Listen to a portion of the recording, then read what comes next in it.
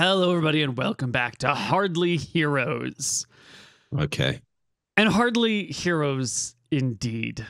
Because last we left, poor Pigeon was in an alleyway getting beaten up by Steel Team 6. Of all the villains in the world, Steel Team 6 is the greatest, the best. Steel Team 4 now.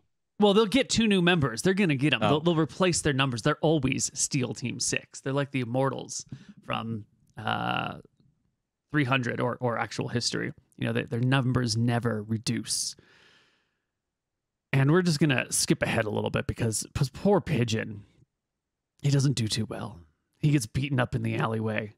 They break his legs. They pull out all the information of all of his loot. And then they go and rob his house. Now, while he's in the alleyway, lying, broken, and beaten, probably near death, you know, I think if you get your legs broken and in the ancient world and they just leave you in a dirty alleyway, that's probably a death sentence unless someone comes along and finds you. But you are right outside the Pitman's bar, right? You're right outside of the... I should know this name off the top of my head already. Rusty Bucket? I think it was Rusty Hook. The Rusty Bucket Hook. sounds right. Yeah. Rusty's Hook.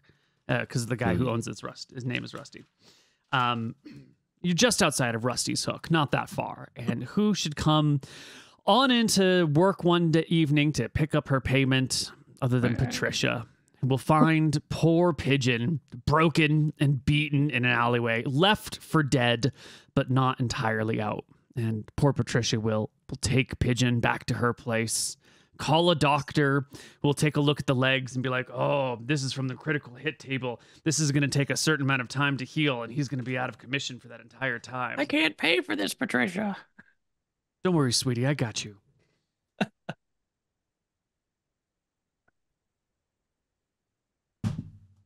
We're going to pull out our handy-dandy critical hit tables, which we never get to use, but this is the perfect time for them.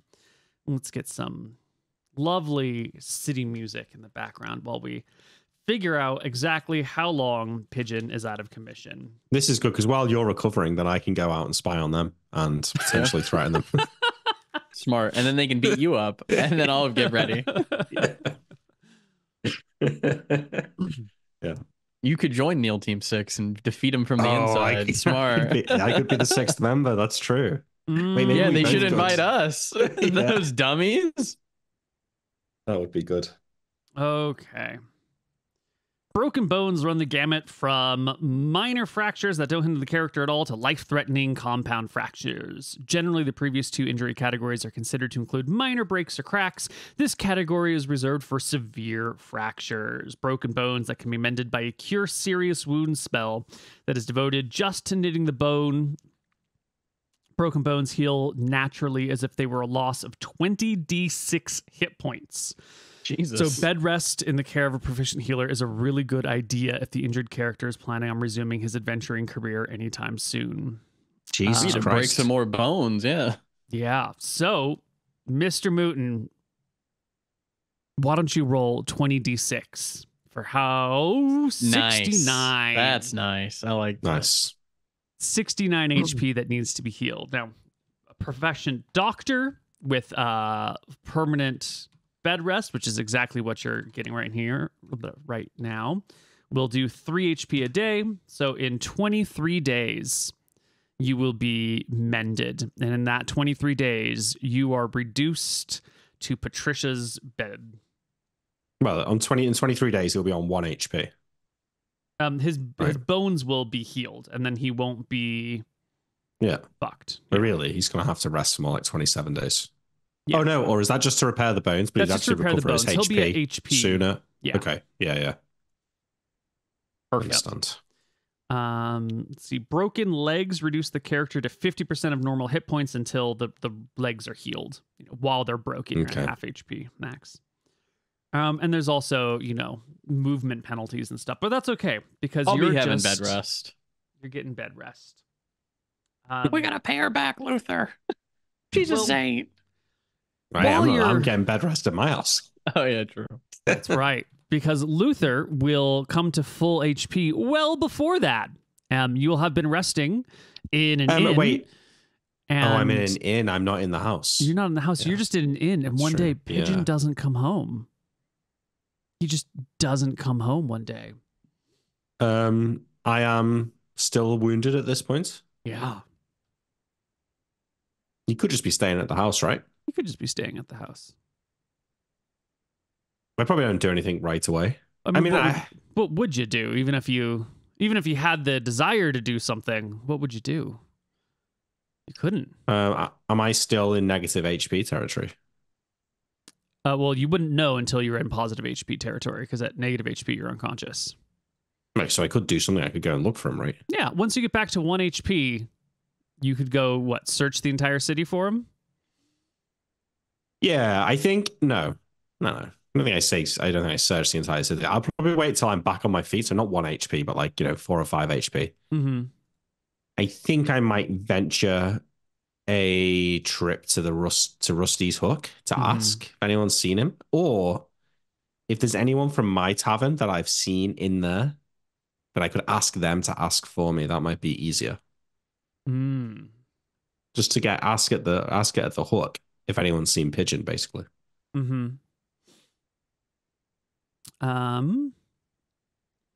Let's see. Steel Team 6 was here. Then we rested here. And then Pigeon, I didn't write down when you went out to do stuff. I have a Wednesday marked. It was a Wednesday at the tavern that this all went down because Patricia wasn't around, right? That's right. Yeah. Right. And that checks off everything. Perfect. So that would be 1, 2, 3, 4 days of rest. That would be, so I think it's that Wednesday is when our dear friend Luther gets back to 1 HP and you go out to the tavern that night and then you don't come home. And Luther waits 2 days because you would go from 1 to 4 to 7 HP, getting 3 a day. And it would be Friday that you go out looking for him. And you go to Rusty's Hook, as you said. And if you ask around, you'll get an answer. I'm wounded, like I'm still bandaged up. I come into the hook. These guys, I didn't get a good look at them when they robbed me, did I? Because they were shining their mega light in my face. Mega lantern. Yes. So I might not even see them, but if they're there, maybe they notice me. But I think I get into the tavern. I look around. I don't see the fence because she's on the second floor. But I do see Patricia. Yep. It's a Friday. She's working. So what time of day is this, by the way? Probably like early evening, late afternoon. So the pub's open, but it's not too busy. Yeah. Still safe for a wounded man to be walking around, So I either grab Patricia or I go to the bar, depending on if she's like super busy. Nope. She's waiting tables. Actually, you would come in and she's standing at the bar waiting for someone to fill her steins with ale to pass out to someone. Oh. I catch her eye and I go and sit down in her section. Yeah. She'll deliver the drinks that she's working on, and then she'll come by to take a look at you and go, "Hi there. How can I help you?" Hey, Patricia. Just a beer, please. Hey, I don't suppose you've seen my nephew, have you? So you don't know where he is? He's not come home for the last 2 nights. Well, where have you been? Aren't you supposed to be his friend? Aren't you supposed to be his uncle? Aren't you supposed to be his caretaker? Aren't you in charge of keeping him, in good position and good standing? Aren't you his family member? The boy's a law unto himself, but I'm afraid I'm injured, you see. I've been getting doctor's care myself. Really? And that's why you let your nephew go out by himself and get himself killed? You just decided He's dead? He's dead? Almost, not quite. Oh. What happened? Well, that's a good question. What happened? Why weren't you with him? Why did you let him get assaulted in the streets by himself? He's a young man.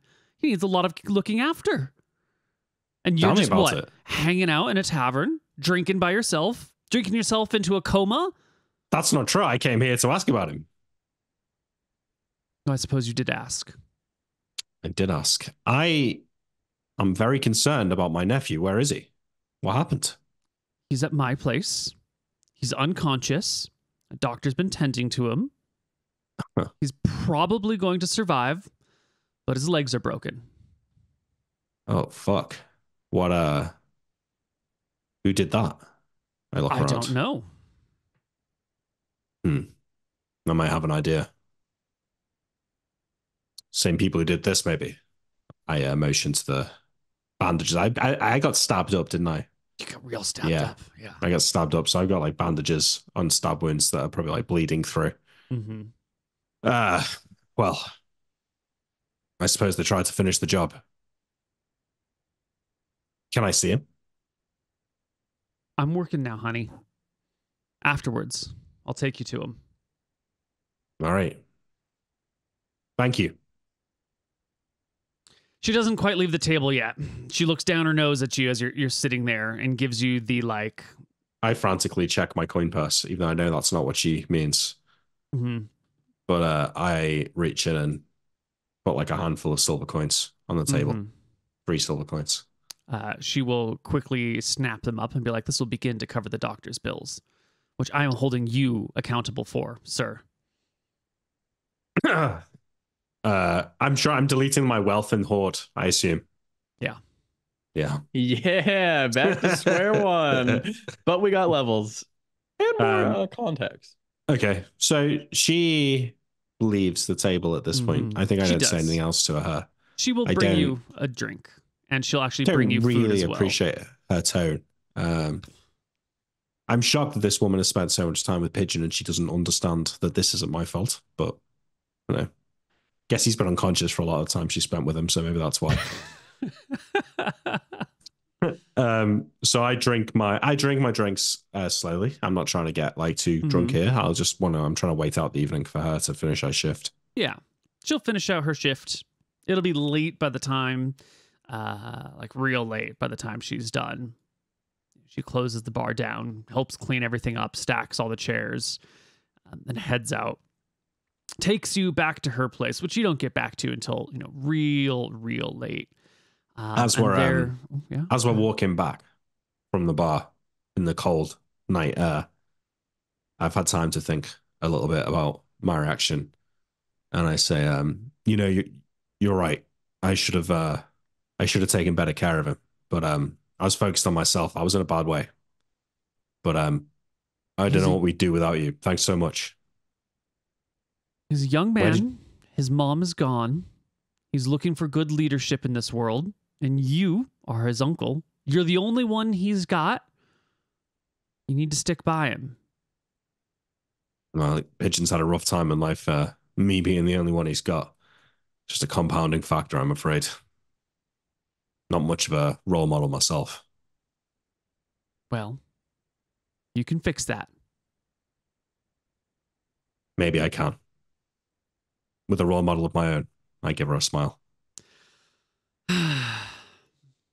She will walk with you to her place, which is in standard Pittman territory area. Mm-hmm. In his head, Luther is walking now in silence next to her, and he thinks to himself, would it be inappropriate to make a move on her at this point? I know Pigeon liked her, but, this is what he's considering. But we keep walking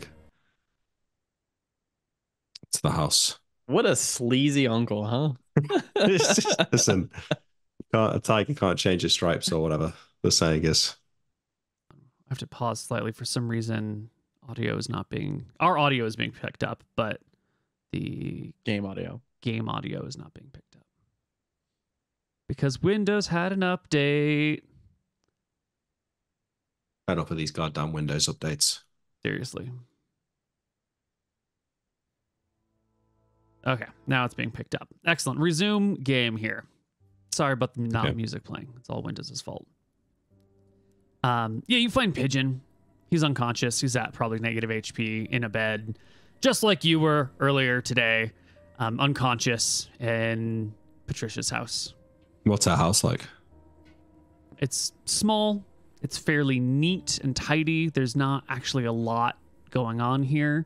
You wouldn't expect this to be the house of a person who works at a probably thief-related tavern. You know, the Rusty Hook, who has been tipped gold by Pigeon and silver. It's very humble. It's very down to earth. It's a what do you call it? It's a building that has 3 floors, just like yours, but instead of at each house being all 3 floors, each floor is its own. It's a house. Unit. In Yeah. apartments, yeah. Yeah. And she's on the ground floor, and so she's. But got how's like a it little... decorated though? Is it nice? No. Is it cozy? It's kind of cozy. Like there's a comfortable sofa that you can sit on. She's got a bedroom that's separate from the rest of the house, with only the one bed in it, and Pigeon's And that's in where that bed. Pigeon is. Pigeon's in the bed.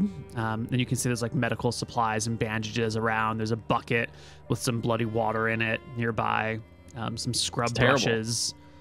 Yeah. Stuff, yeah. She's got like a little lantern and a candelabra. The living room's the nicest part. Mm-hmm.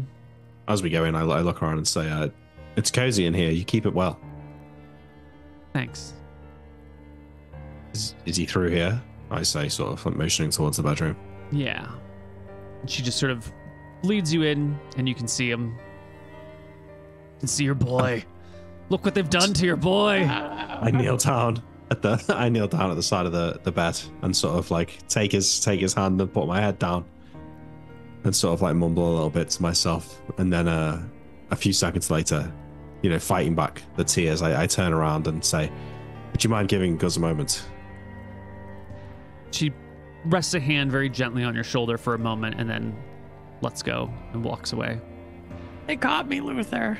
They broke What are my you doing? legs. Just slap him across the face quietly. The fuck are you doing? What did you do? They caught me. It was Steel Team 6. They caught me in the alley, and they beat me up, and I had to tell them about the gems and where they were. No, not the gems. God damn it, Pigeon. They'll probably be down there digging for a long time. They didn't have your footprints. I was on way out of this fucking shithole. God damn it. And I'm Luther so starts to actually cry at this point. Not the fucking gems, Pigeon. Oh, God. I almost died. I had to give him something. I wish they had fucking killed you, idiot. Pigeon, pull it together, Luther. So, no, it's gonna be okay. I've still got some. I open my coin purse. I see silver and a few bits of gold in there. It's gonna be okay. I've still got some. I've still got some coin. You're gonna be all right, kid. You're gonna be all right. Get some sleep. I stand up and I turn around. Does she have anything like a mirror in here, like a piece of metal that shined or something like that? In the kitchen living room area, not in the bedroom, there's a polished piece of brass. If there's a window, then I go up to it and open it if the shutters or whatever and take a breath. Mm-hmm. Compose myself. Wipe my eyes. Fucking gems. And I turn back around and I go back into the living room and I say, well, that doctor of yours, he's done a fine job. He's done a fine job. He looks really well.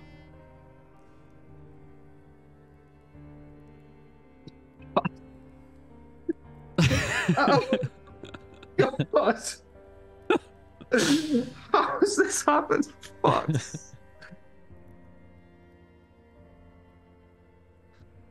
I take a sit down. I don't suppose you've. I'm sorry to impose. Have you got anything to drink? Oh, that's to her? Yeah. Yeah. She will come back with a mug, a wooden mug with some wine in it, some watered down wine. Yeah, okay. I drink the wine. Thank you. Mm-hmm. So I managed to steady my shakes and get a grip of myself. Wipe away the tears welling in my eyes. And say, well, there's been a doctor looking after me in an inn not far from our home. So when he's able to move, I can take that over and you can get your house back. Maybe even we can get him moved tomorrow if the doctor will be willing to bring a stretcher or something. The doctor says he shouldn't move. Not until his legs are healed. It'll be another 21 days. Ah, I can't ask you to, as nice as this place is, you'd welcome to stay at our house instead if you prefer. And I could stay here and look after him. She shakes her head. I'm not giving up my home. It'll be fine. You've given up your bed for the boy, though. Well, it's what we do for one another. Well, thank you. Can I visit him again? Mm-hmm. But don't be bringing no trouble back here. Of course not. No. I had a word with him. I spoke to him. I think I know what happened, and well, cooler heads prevail. I'm going to leave it well alone. Good. It's trouble we don't need. Good. I get on. I say I'll bring the wine next time. Good. Now, if you don't mind, I'm a bit tired, and Pigeon could use his rest. Yeah, of course. I leave. There won't be much rest in here for the 21 days. Woo yeah. You come back and his legs are still broken. They look like fresh injuries. Luther goes out into the cold night air. The realization of what this means hits him in the face. That 3-bedroom house, that 3-floor house. We can't afford that anymore without the gems. So I'm probably gonna have to find somewhere new to live. Have to ditch on another landlord. Yeah. But I head back to I think I've still got one more appointment with the doctor tomorrow, or a couple more. So I head back to the inn. Yeah. Well, your inn room has been paid up for the duration of your resting time, and the doctor's been paid up for the duration of your resting time. So I think at this point we're just gonna time skip ahead a little bit until Luther's better, and maybe we'll chat a little bit about what you do while you wait for Pigeon, and then we'll pick up our story there. But first, we're going to take a break, and we'll be back with a little more Hardly Heroes. Hello, everybody, and welcome back to Hardly Heroes. So, we skipped some time. Yes. We get a little bit rested up. I move our house back. Back to... because like a poor house. Still in this area, I think, but we have to go into a smaller house, don't we? Because we were in like a 3-floor Let's look next to house. Patricia. Is there a house over here? Your monthly living expenses were 6 GP a month, because you're living in 10 GP a month each, because that was that's poor insane. lifestyle. We cannot afford that. We can't afford that. Yeah, you can't afford that, and pretty quickly, amongst your social network that is slowly developing, it becomes clear that you can't afford this. There's doctor's fees for Pigeon that you can't afford, that Patricia has been paying for. And one of these days while you're hanging out at Rusty's Hook, because what else are you going to do to keep a low profile? Yeah, well, you got to meet Patricia to go take care of Pigeon. Yeah, and I'm still trying to get in with the pitmen here. Yeah, well, as well, sometimes your wishes come true in ways that you maybe would rather that wasn't how they came true. And this is one of those times, because you're here in Rusty's Hook. Yep. One of the waitresses is taking care of your nephew. You've made connections with the barman and with the weird woman who lives upstairs or hangs out upstairs. Yep. And one of these days while you're sitting around, Hudson comes downstairs to talk to you. All right. I'm immediately sure. I've not seen the woman stand up. Yeah, true. At this point, so I'm shocked to see her not only not sitting down, but also downstairs. Mm-hmm. So I think I'm wide-eyed. Like, does she come over to me, or does she just like point to me and beckon me over? Walks over to your table, stands at an empty chair, and says, "May I sit down?" Yeah, of course. She'll pull out the chair and take a seat. So nice to see you around these parts. My pleasure. I'm understanding that you're in a bit of a bind, financially speaking. Oh, Ah. yeah. Short on coin. Yeah. I've Still seen at the the pub. quality of your work, and I would like to make an investment in you. Think Ah. I straighten my back. with the right assistance, we could have a mutually beneficial long-term relationship. But in order for that to happen, you're going to need some short-term help. This help is not free. Has I'm listening. interest applied to it. Okay. Well, let's talk. Where are you staying these days? Well, we were staying sort of in the outer city, kind of north of here. But to be honest, I can't keep up payments on the rent. So I've been looking for something cheaper in some of the smaller houses around this part. Mm-hmm. Mm-hmm. You're still at the last place I visited you. Well, we're paid up for the rest of the week. Will you be there tonight? Yeah. Someone's going to come by and give you a cash transfusion. To be clear, there's going to be 10% interest on this each week. This will allow you to get up on your feet, and in time, you will pay off your debts. As long as payments are relatively reliable, everything should be fine. I imagine you'll need food, rent, equipment, supplies. This should cover that. Do you understand Yeah. what I'm telling you? I understand. I'm wondering. I have something in my possession that belongs to the Copperheads. Mm-hmm.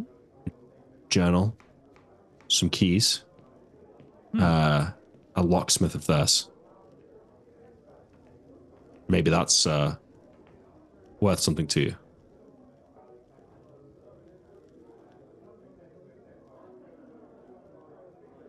Compound interest is a bitch, you see, so I just... She considers for a moment and says, you may wish to speak with the barman about this. It's not my area of expertise. Very well. Okay. I shall meet your chap this evening. Excellent. These fuckers are just gonna give us money and then steal it back, and then we're in interest debt forever. This is the She'll game. get up, tuck her chair in nice and politely, say, it's good to see you again, and head back upstairs. You know, if we take that coin, chances are it's a way for us into the gang here, but we'll be under their thumb the rest of our lives, most likely. Says to himself because Pigeon's still resting. Oh, sorry. Moot was talking. I thought maybe he was there, but I say it to myself. I imagine saying it to Pigeon. I imagine Pigeon is there, and I imagine him saying, "Oh my God, Luther, that's the greatest thing ever. I'm so happy." And then I'll be like, "Caution, young Padawan. Actually, we'll be under their thumb forever if we do this." I love interest. I know. I mean, sorry, I know. Yeah, okay. I sit back in my chair, take a long drink from my pint, and think, it's all finally paying off, isn't it? I pull my backpack up from the side of the chair next to me and open it up and reach in for the journal and the stash of keys, just to make sure they're still there. Mm-hmm. Good. And I take the journal out. And do I have like a bit of fabric or something that I can cover it in? Is it obviously what it is from this cover or not? Like, is it unassuming? It's an unassuming journal. Okay, never mind. I take it and I go up to the bar. Mm-hmm. And when the barman comes over, Mm-hmm. I say, See, I've just been speaking to Hudson. I've got something here you might be interested in. She said I should talk to you. And I sort of look down at the book. Yeah, he'll take a look at the book that you've got. He'll reach out and just flip it open and see what appears to be more or less gibberish. I think like tucked into some of the pages will be like the translations. Mm-hmm. Like on separate paper. Huh? Yeah. Yeah. And then he'll probably pull those out and kind of see that you've got a cipher and the encryption for it written down. And he'll tuck it back in and close it. Who does this belong to? Mother. Copperhead. I think he went by the name of Mickey. It's a locksmith of theirs. Late Mickey. Dead Mickey. Dead Mickey, yeah, that's right. Huh. Thing is, me and my nephew were unaffiliated, but this book, this stuff here, it's too much heat for us on our own. We need some cover. We need some muscle, some help. Finding out where these places are and getting into them safely and getting out with our heads. Mm-hmm. Figured that since we've been drinking here for a while and since Hudson's paying some interest in us, that maybe you guys would be interested. Here's the book. This is just the addresses. I've got some of the keys too. When did you get your hands on this? Right around the time. Yeah, about 2 seconds after. Yeah, Mickey bit the dust. Yeah. Is this the standard MO? What do you mean? Well, in this world, you got people who take things from others and people who take things by force from others. Just wondering whether you're a cat burglar or a dog burglar. Well, I prefer cats most of the time, but man needs a dog every now and again. That is true. Reliable dogs are. That's true, yeah. If you really need something doing, you're better off with a dog. Mm-hmm. Cats are nice and all, but they can come around and bite you in the back. That's true. That's true. Well, he says, putting a heavy hand on this. I don't know what I can do for you about help, but if it's a little too hot for you to handle, could take it off your hands. Here's the thing. Hudson talked about giving us a loan, so to speak, get us on our feet. Maybe start doing some work for you guys. Pay back the debt. I'm all for that. Mm-hmm. But I'm wondering if maybe this book could go some of the way to covering that debt. And maybe, given that, I've spent some time studying this thing, I've even been around looking at some of these houses, that if the pitmen do decide to make a move, well, then who's better placed than my nephew and I to lead the charge on that?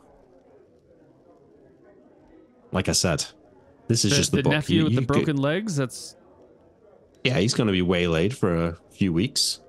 But, you're going to want to take your time to check the cipher, look at some of these addresses, do a threat assessment, an opportunity assessment. I'm sure that you guys have got a serious operation going on back there. But I'm just saying, take the book. I'll keep the keys for now. I'll meet with Hudson's chat tonight. We'll get on our feet. And, I'll see you in here in a few days. Maybe we can talk some more. Well, why don't I borrow this for a minute? Send it upstairs, metaphorically speaking. See if there's anything in here that is what you say it is. Do a little sanity check on your claims. And if all that plays out in a couple of days, I'll bring it back. We can make more serious plans, but let me see if you're walking the walk, or if you're just, another big mouth that comes around here talking about their great deeds. Of course. I wouldn't buy a keg before I tried a pint. Exactly. Thanks And he'll take the book, slide it over to him, reach out, shake your hand. Have you gotten this guy's name yet? No, I don't think so. He will then introduce Is he not? himself. He's not Rusty, is he? No, this is not Rusty. This is... I thought we gave this guy a name. There's no. There's I don't no remember it, though. wiki, so who could possibly know? That's true. No. That's what Fathom is for. True. We're AIing Mateki out. Stop sucking up to the AI, mate. Okay, so Patricia is the barmaid. Hudson is the money lender, the fence. Yeah. I could have sworn you got this guy's name when you were helping him move barrels recently. Yeah, I do remember helping him move the barrels. I don't remember it.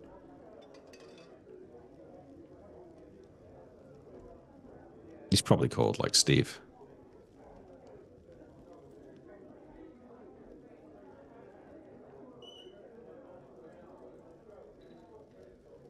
I don't have it written down anywhere. Oh, well. So we're gonna give this guy a new name. Yep. This guy's name is Grom. Gromme. Grom. Good name. Strong. Thanks, name. Grom. Thanks, Grom. Mm-hmm. I go take my drink back to my table. Quite pleased with how that's gone. Yeah. And we're just gonna skip yeah. to this night then. Because this night, back at your house, wagons will come by late in the evening, just like a couple weeks ago. Just like when everything went sideways. Oh. And a box will be produced. It will be left with you, and the box will contain 1,000 pieces of silver. What the fuck? It's another 100 gold, but you're going to be getting 10% interest on this per week, which is a lot. Well, we're not sure. Yeah. Hopefully not. Hopefully not. How did they break into my house last time? They picked the lock on the front door. Okay. Is there a window overlooking the front door? Yes. Break the I'd lock. like to. Can I get some rocks and stuff and collect them and bring them up to the fucking thing? I'm going to sit in front of that window tonight and wait for these fuckers to try my front door. And I'm going to throw rocks at them if they do. Okay. Well, you can sit and wait. They do not show up. They do not try your door. Okay. Good. I entertain myself the next day by burying my loot. Yeah. You'll find that the basement's been dug up and all of your loot is taken. Yeah. The house has been re-robbed. So to be clear, just I want to make sure we feel the real impact here. All your silver that you buried is gone. The gemstones that you buried are gone. And that statue of Martha. Wait, no, hold on. Did you take that with you and leave it? I mean, I don't know if it really matters. It's just a dumb statue. But did you? They already stole that. They had already stolen that? Okay. They already took that, yeah. And so those are the three things that they stole then are silver, gems. Well, chain shirt. Oh, yeah. Chain shirt. Fuck them. Kept my dagger, though. Mm-hmm. Okay. Cool. Do they take my crowbar or my shovel? I'm going to report them to the police. No, Neil? No, they didn't take the crowbar or the shovel. Okay. What about my... The police will handle this. I've got a small mirror. I didn't realize. That was probably in your backpack. So no. Yeah, no, it is. It is. Okay. All right. Well, that was the 14th of March. It'll take, what do we say, 23 days? 7 to... It'll take another like 3 weeks for Pigeon to be fully healed. Do I hear back from Grom before then? Yeah, it'll take 3 days. On the 17th, by the time you're almost at full HP, Grom will tell you that, this book has some good stuff. If you're willing to sell it, it can pay down your debt immediately. If you're willing to If you want to keep it, of course, it's yours to keep. Sell it. That's what's been handed to you. Sell it. Well, how about I give you the keys that we took from him as well. Hmm? We remove the debt, and you cut us in 15% on anything related to this book. Well, this information's a little old, but if it were me, anything in here, if this has been lost, might have been adjusted. Poor Mickey's been dead for a while now. If Mickey was still alive and this book had just gone missing, that'd be a different story. But with him out of the picture, I'm sure other pieces have been moved around. It's probably not worth as much as we would like, but Well, then with the keys, wouldn't hurt you too we much could giving me the cut your debt 15%. down halfway. If there's nothing to find, then the 15% won't cost you. It's not the 15% I'm worried about. It's so if I give you the book, you'll wipe the debt. If I give you the book and the keys, Book and the cut me in keys. 15%. Cut me in 15%, and we got a deal. Or let me and my nephew here take the lead on some of these operations when they happen. Book and the keys. We'll cut the debt by half. Give you a solid 20% finder's fee on anything we find. I think trying to do some math that he isn't able to do, and say cut it by 60%, and you got a deal. Here. He will regard you carefully. Because this is your introduction, right? You're making a first impression. Well, a second impression. First real impression, though. Like a Third first impression, in fact. beefy impression. This is your first negotiation. But I don't want to roll over and be a bitch course either, not. you know? Yeah, you don't want to roll over. You want to assert yourself. You're doing a good job here. But this is his first time working with you. So why don't you give me a charisma check, Mr. Yes, sir. Mr. Nick. Come on, Nick. That I can do. It's my specialty. Oh. Classic. It is your speciality, but with an 18, a natural 3, Grom will regard you for a moment and say, introductory rates here. You know what? In the interest of our continued relationship, you've got a deal. He will reach out, shake your hand. We'll cut your debt by half. Yeah. Now, this is not like a standard traditional bank where you can check on your phone to see how much you owe. You can keep track of it. I'm going to keep track of it. But it will be 10% of whatever it is, compounding value each week. The interest is compounding.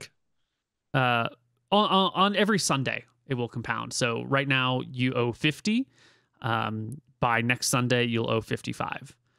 So it's just they don't care. It's not a good deal, but it will get you on your feet. It will get you sort of in their pocket in a position where they've got Needle you you over a and whatnot, barrel, and they can learn to trust you this way, right? This is the fee, more or less, that you're paying to get involved with these people, is sort of being in an uncomfortable, submissive position for a little while. This is how you earn their trust. Thing is, though, good.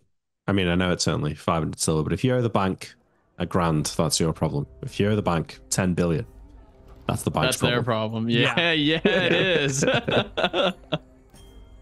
Yeah. Oh, All right. yeah. Well, Okay. At some point, if our debt just goes up, we're just gonna be like, Yeah. fuck it. What am I supposed to do at this point? Time Like, to fuck move it. to the other side of town. hey, Copperheads, I know where the Pitmans are. Yeah, they took your book. They have it. Okay, cool. So with that business done, I will continue to hang around here. I want to make myself a part of the Pitmen. So I will, if I see people that I know are affiliated with the gang, I'll make small talk with them at the bar, things like that. I will try and get myself a job. Right. Yeah. Right. But I'm waiting for During pigeon. this time, I got a question. Mm-hmm. Do pigeon in Patricia, do we share any like tender moments? Oh, buddy, that's a great question because the answer is absolutely. No, I mentioned there was that sort of bloody bucket near the bed and brushes and medical supplies because, well, the doctor does come and inspect you and change your bandages and apply poultices and, you know, do weird old-fashioned medicine on you. It falls to Patricia to do most of the caring for you, you know. So we're talking she's the one who's going to once a week wash you down and give you a sponge bath. Oh, yes. Yeah. And we're talking, someone coming home after the end of a long day and sitting on the edge of your bed and telling you stories where she goes well out of her way to take care of you, farther out of her way to take care of you than anyone has ever done. This woman is treating you better than Luther has ever treated you. Your mother was a busy working woman and she loved you. She really did, but he didn't treat me this good. No, this woman. Y'all thought I'd be wrong. Has got some serious compassion, and she is. Why, Pigeon? Why you're just a regular customer at the bar, right? You tipped her a little bit of money. No, we're in love. I'm probably the nicest man she's ever met to her. And I'm going to take care of her one day soon. Okay. Just one big job and we're on to Easy Street. Oh, what's going on here? Yeah, I'm happy with that. Okay. We'll just leave it as you're in love. We're in love. Yeah. Oh yeah. Well, during the time, she'll tell you about what's been going on. She'll mention to you that your friend, Luther, your uncle, has been speaking with these other people. She'll tell you, I'm sure Luther comes by and talks to you as well. Yeah. But she'll tell you that he sold the book to Grom, the bartender. And she'll, tell you about her day, the customers that came in that she saw.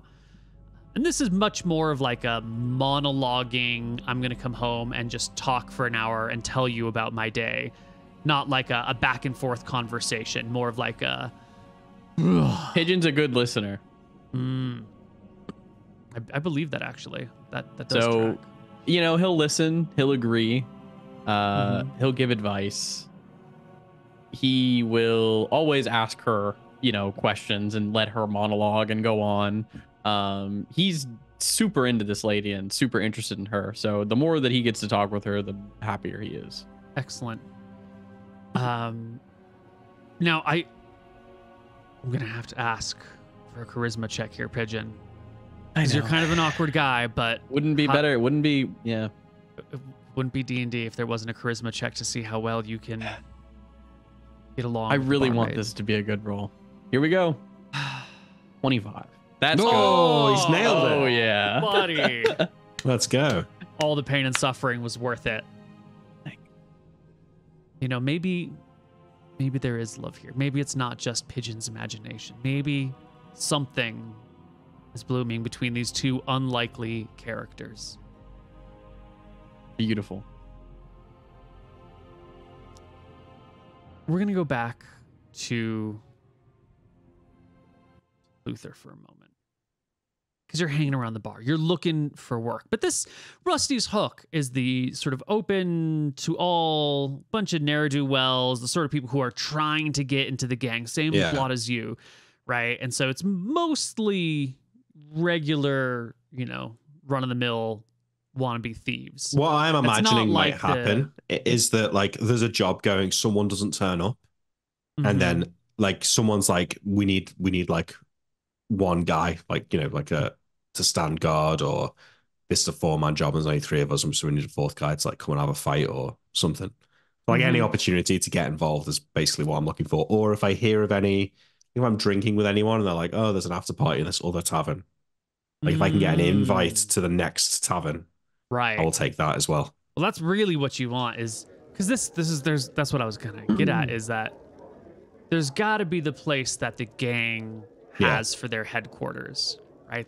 And if you can get there, that would be like, that's probably a secret tavern, right? And you're probably not going to be able to get access to that one until until they trust you. So you got to establish real trust here. I'm going to roll some dice for each week to see if, hey, look at that. First week it passes, no problem. So you're waiting, and sure enough, a job comes along. And you've mentioned to Grom that you'd rather, you know, the whole cat dog thing. Cats are great. Sometimes you need a dog. And Luther's a big, tall, imposing man, right? He's not. He looks like he can fight, yeah. He looks like he can fight. Yeah. And so one day, someone else comes by. Person you haven't met before. I'm just going to open up my little randomizer here.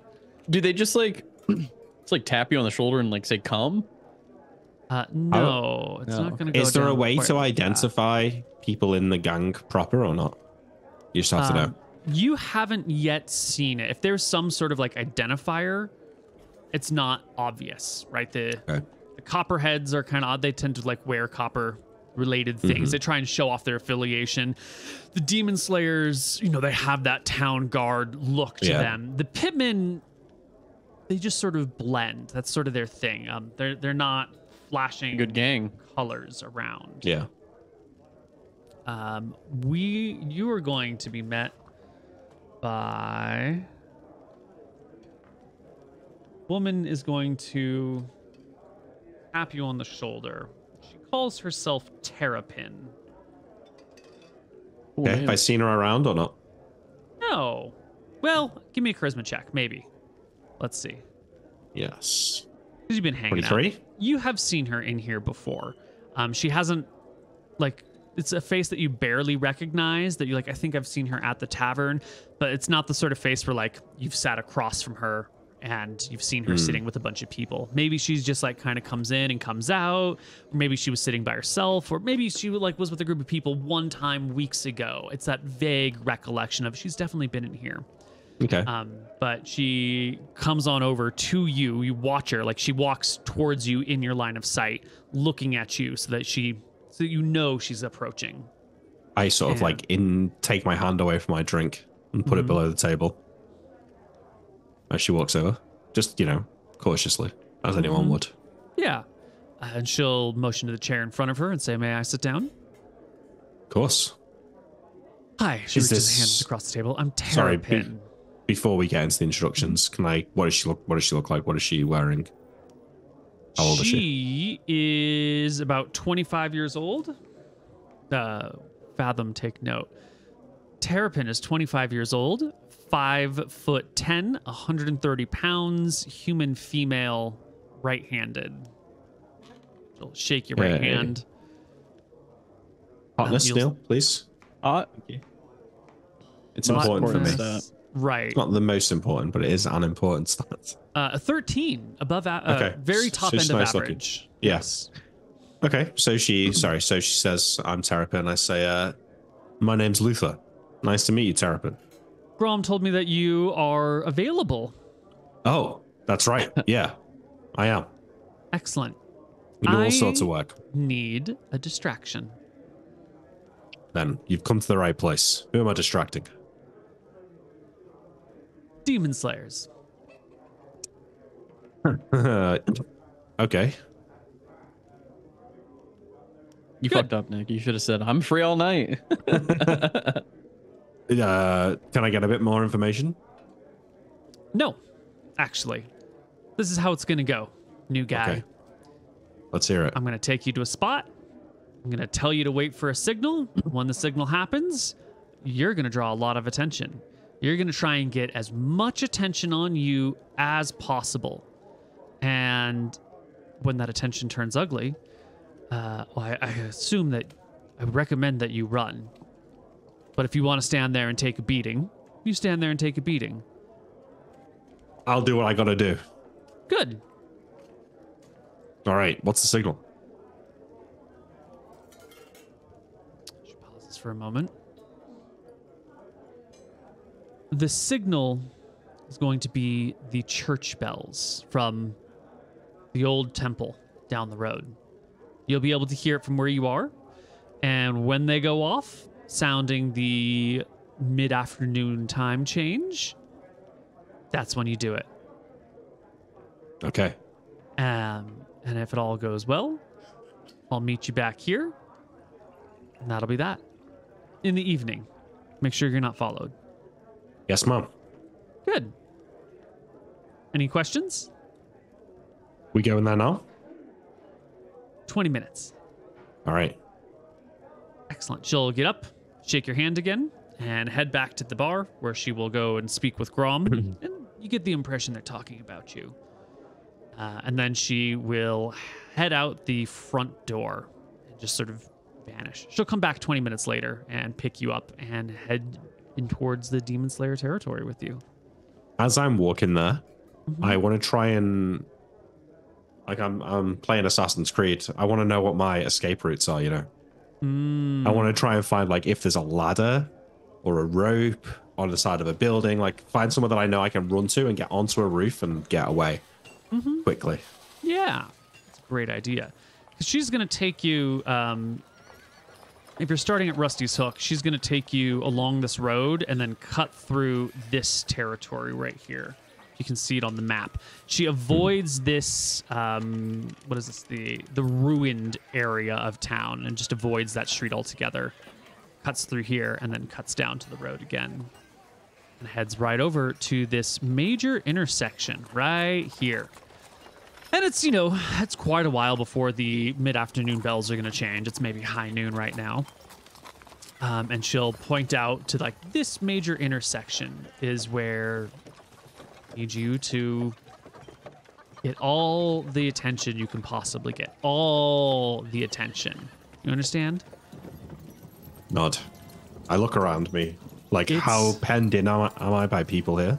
Not very. It's an extremely busy intersection, but it has it's the cross section of major roads, and there's a lot of buildings here. There's taverns, there's shops, there's a fountain in the middle, there's ox carts that are going back and forth, there's a couple of little stalls around, and there's a shit ton of these demon slayers that are hanging out in their town guard garb.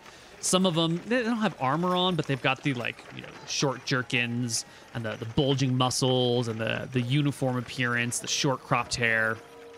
Fringe. Yeah. Okay. Great. I've got a plan though, right? I have a ladder or a rope or a building that looks like something that I can climb and then, like, throw the rope down after meet behind me, or throw the ladder behind me so I can get away. These guys are fighters. They're not going to be rogues. If I can get up a building, I feel like I'm going to be able to get away. No. But they're gonna run faster because they're gonna have high strength. So This is all happening on Saturday the 20th here. You've had time to spend any money. Did you need to buy any equipment or any supplies? I don't think so. Like what? I don't know. Rope? Grappling hook? Rope? Grappling hook? Yeah. Sword, Okay, I'll buy dagger, some. chainmail? I don't think I need them for this job. I probably would have bought my chain shirt back, yeah. I mean, how much does that cost? Can I even afford that? Is it 75 silver? No, it's more than that. No. It's way more than 75 silver. I don't think we can afford it. Yeah, I can't either. I'm checking now. Armor, chain, chest is 300 silver. Yeah, that's normal prices, but all the prices are more expensive. I'm trying to remember my factor for cost here. Because what did we charge you at the beginning for this? It was expensive when you bought this stuff. It was really expensive. And it's 200 silver for a short sword as well, so I don't think I've got any equipment. Except I will buy a rope though. Okay. Since Rope that you is- can get at regular price. Yeah, so that's costing me That's 10 silver for a rope. yeah. For a thin rope that one person can climb. Yeah, thin rope, 50 feet. How much did it say that is? 10 silver. 10 silver.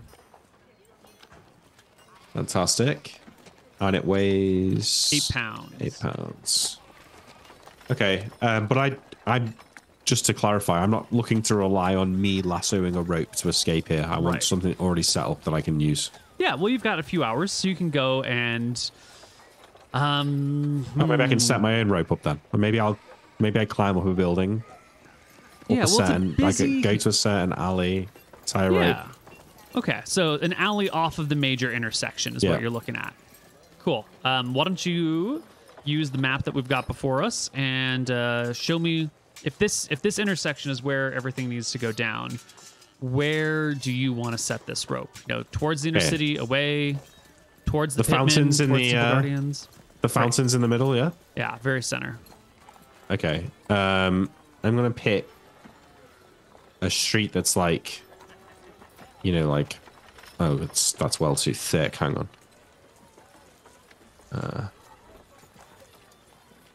Just gonna draw some streets as I imagine them. Mm-hmm. You know, like something like off a street like this, like an alleyway off here or something like that. Okay. You know, like take a few corners, get into an alley, and then I'm on a building. I tie a rope to some part of the building. I hang it down. I like do it in a place where it's like behind some crates, so it's not immediately obvious. I know where it is. I'm gonna run directly to it. I'm gonna climb up the rope. I'm gonna untie it, and then I'm gone. Mm-hmm. Mm-hmm. Okay, but that does mean you're going to leave a building tied to a rope for a couple of hours out of sight. Yes. Right. Yes. So there's a non-zero chance that in that meantime someone's going to come along and be like, "What the fuck is this?" Right. Essentially, yeah. Someone might come home to their house or to their shop or to their whatever and be like, "Why is someone hung a rope from my chimney? Oh my god!" Well, yeah, but it's in an alley, so. But yeah, potentially. I'm not. It's not hanging next to someone's front door, for example. Right. Right. Okay. I think that you've got about 3 hours before this goes down. I say that's about a 15% chance that somebody will notice this. We're not going to roll the 15% until you get into the alleyway. So we're going to assume it's going to be there. But the event comes, the day comes, the hour comes. You got to make a scene. How do you make a scene? Yeah, so do I hear the church bell? Yeah, you hear the church bells. It goes off mid-afternoon. Fantastic. I start walking towards the fountain. Mm-hmm. As I pass a food stall, I grab an apple off a food stall and take a bite of it and carry on towards the fountain. A voice shouts, "Hey, you gotta pay for that!" Thief! I weave in and out of the crowd and step up onto the fountain, and then I shout, proclaiming loudly, "Jexel has blessed me today, lads, and I shall now bless thee." And I unbuckle, loosen my breeches and start to relieve myself in the fountain. Oh my god. You're pissing in the public fountain. As I'm eating the apple. And as someone shouts thief at you. This is the fountain that people wash their clothes in. This is where they get their drinking water from. People are going to be pissed. Yeah. People are pissed. Oh yeah. Yeah, the faces nearby turn, the people at stalls start shouting at you. And immediately the demon slayer's attentions are turned in your direction. You get 4 of them coming. Jexel has blessed me, and now I shall bless thee with his love. Drink up, my friend, drink up, for fortune shall be yours this day. Some friends come to visit the love of Jexel. And I throw the core of this apple at one of the demon slayers. They crack their knuckles before you. You throw the core. Make me roll to hit. Yes, sir. Basic missile attack. Yeah, we just do a dagger attack for that one. Missed. Whoosh! It flies Sadly. well over the guy's head. He grabs the mace, the club, not a mace, just a wooden stick wrapped with some fabric around it at his side, and beats it into his hand once or twice. "Oh, buddy, you must be a little bit touched. Let me see if a little bash to the head won't cure your insanity." I try and scoot around the fountain so that they struggle to get next to me, they go one way, I go the other way. Obviously they'll split up eventually, but I will delay them some more by scooting around the fountain a little bit before I position myself towards the east, ready to make a break for my check. Because they only roll a 17 on theirs. 28. Oh, I'm running rings around these guys. Yeah, You can't catch me. You go one Jigsaw way. blesses me, friends. They go the other. They begin to split. They come around to your side. You hop up and over the fountain, and soon you're off. And the 4 men are chasing you. All right. Now Do I make enough of an... Like, I'm assessing this. I'm in the middle of the square. I've got a raised point of view. Do I feel like I've distracted? You've distracted 4, but Sufficiently. you can see around here, there's another 2 that are up the street a little bit. You know, not a ton up the street, but just a little bit, who are watching from a distance. They seem to be standing near a door and kind of gauging this. Okay, I think then what I will do is, slightly diverting from the plan. My original plan was to head down the east road and get to my alleyway from there. Instead, relying on my knowledge of the city, I'm going to go up the north road towards these 2 guards and try and draw them into the chase. Okay. You begin to run up the north road. You can see these 2 guards have a bemused look on their face as the mad man pissing in a fountain, claiming to be blessed by Jexel, starts running their way. But they don't seem to be making any moves to leave their spot. They're kind of like, huh, look at that. As 4 other men chase you from behind. Yeah, but at least they're at least distracted now. Maybe I can't... well, no, maybe this is the target, though. Do I have to draw them from this... Stabby from stab. this door? You're being tested. You don't really know what your true objective is or where you're supposed to... This is your risk-reward assessment to make for yourself. How much are you willing to risk? Well, okay, I stop in front of these 2 guards. There's maybe like 20 feet between me and them. My manhood is still flailing in the wind from my open breeches. Nice. Yes. I take a look to my left at the 4 guards chasing me down. How much time do I have? 15 seconds. Excuse me, sirs. Didn't get quite a good enough of a look back there, did you? Here, take it all in. They just start laughing, like they're really amused and tickled by this. 10 I seconds? do a little bit of a jig, and then I take off running. All right, you take off running. The other men are chasing you. These 2 don't leave their station. What's the plan? I did what I could. I try and loop back around to my alleyway. Okay. As Right, usual. okay, but just to clarify, I try and loop back around to the east road, because once I can get back to the east road, I know how to get to my escape point from there. As mentioned before, there are really 2 methods for trying to escape someone. You can just outrun them, or you can outmaneuver them. Do you want to oppose strength or dexterity in the chase? I've got 16 strength and 12 dex. But what have they got? Can they use either? Or will they have to use the one I use? If you use strength, they use strength. If you use dex, they use dex. As the one who is being chased, you get to set the challenge. Yeah. Well, I'm going to start with a sprint. Okay, great. Now you did stand, so they're pretty close behind you. You're going to need to beat both. I said there's 4 of them. You're going to need to beat them. Go ahead and make All me... 4?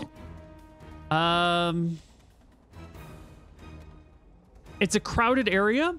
I'm going to say that 2 of them are the ones that you have to beat, and the other 2 are going to get stuck behind them. If it was a more open area, if it was like a flat field, I would say you have to beat all 4. But because it's a crowded spot, like really only 2 of them can chase you at a time.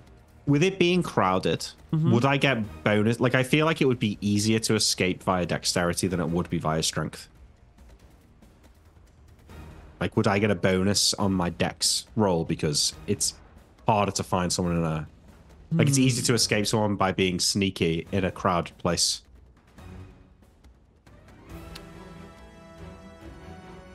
That's a very good point.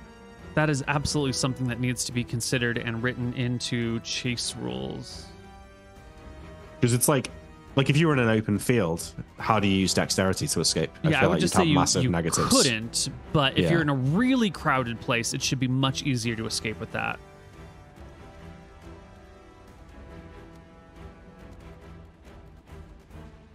Okay, it is a very crowded section. I will say...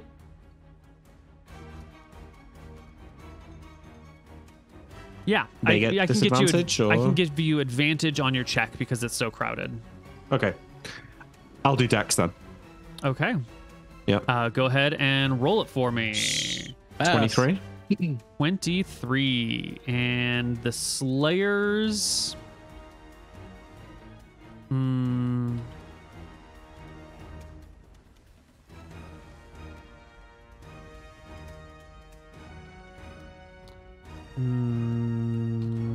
They are going to make 2 dex checks.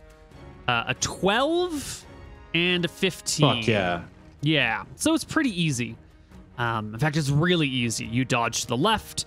They begin to go left, and that's when you duck right and roll underneath a horse, and boom, they're gone, like right away. Easy. Amazing. I get back to the East Road and I find my escape route. Mm-hmm. Okay. And actually, when I get to the roof of the building, I take a moment to glance down at the square. If I can see from there. Does it seem like they're still looking for me, or? Well, you said that it was off an alleyway and off to the side, Yeah. so I think from your rooftop you probably Too can't far. see the square. Yeah. Okay, well, hopefully I did enough. I feel like I went above and beyond, so I follow the ruse for a little bit, and then at some point I put myself back down and I make my way back to the inn. You make your way back to the inn, and you'll get met there, half an hour, 45 minutes later, by very angry Terrapin, kind of like pissed. And she'll come on over. She'll see you from the front door, and wait till you see her, and then she'll make a come here gesture. I She's nod got this, and I like, sort of cross look. I stand up. I'm a bit confused. I feel like I did a good job. Mm-hmm. Everything go according to plan. Hey, what's up? Well, you escaped really effectively, and you made a half decent distraction for about 2 minutes. Uh-huh. It's not a very good job. It's not a very good distraction. If they can't find you and chase you, they're not really going anywhere now, are they? Listen, I did ask for the details. I didn't know how long you needed. I said make a good distraction. What you Did you did see me? was I pissed in the fountain. Yes, that's very good. You pissed in the fountain. But you only gave me briefest of opportunity. I needed a good distraction. I needed someone who understood what we were doing here. I thought you were supposed to understand these things. I thought you were trying to be a player here. Now, when I say I need someone to be distracted, that means I need their attention off of whatever they're supposed to be doing for as long as possible. Piss in a fountain? Great. Run away immediately so that they can't find you. Distraction over. She seems furious. Let me first say. More furious than I'm emoting properly. First, I want to say I'm really sorry that things didn't go how you wanted out there. Secondly, I think we can all learn something about communication from this incident. And thirdly, I'm just glad to see you still alive. I couldn't have lived myself if I thought my poor work had cost you your life. Did you at least manage to finish the job, or did I fuck that up too? Roll. That was pretty smooth, Nick. That was pretty smooth. Make me a charisma check at advantage, because that was well done. Nice, 30. Yeah. She looks like she wants to be so pissed at you, but that was just like It's a learning moment, you know? a smile crosses her us. face, and then she like buries it down and goes, "No, we didn't finish the job. We didn't even start the job. Well, fuck. Lucky for you, you were so quick to action, we didn't even have time to start, much less get interrupted. So cover is not blown. So we're going to go back. We're going to try it again right now. We don't have much time. Today is the day. Needs to be done today. Hey. All right, let's go. I crack my knuckles. She'll walk back, meeting you, same spot, but stopping, right around here, right before the intersection, not quite at the intersection. She'll tell you to go ahead, count to 300 slowly, and then make your move. Okay, is it just those? Was the 4 enough, or there's those 2 other guys on the door? I wasn't sure if they were the ones that you were trying to get. You did roll a 30 on your charisma check. Her personality trait is argumentative, and you are a new person in all of this. But time is of the essence. So Surely she's learned a says, lesson from last time. Yes, about communication is miscommunication. important. It is. She'll tell you that you got to get the people who don't want to be moved or distracted. Not the general guards, the specialty guards is what she's looking for. Okay. Garp would have been Cool. the man for the job. Yeah, well, yeah, that's true. He'd have been up there doing karate moves on the fucking top. Okay. All right. What I'm gonna try and do is steal the sword out of the scabbard of one of those 2 guards on that door. Oh.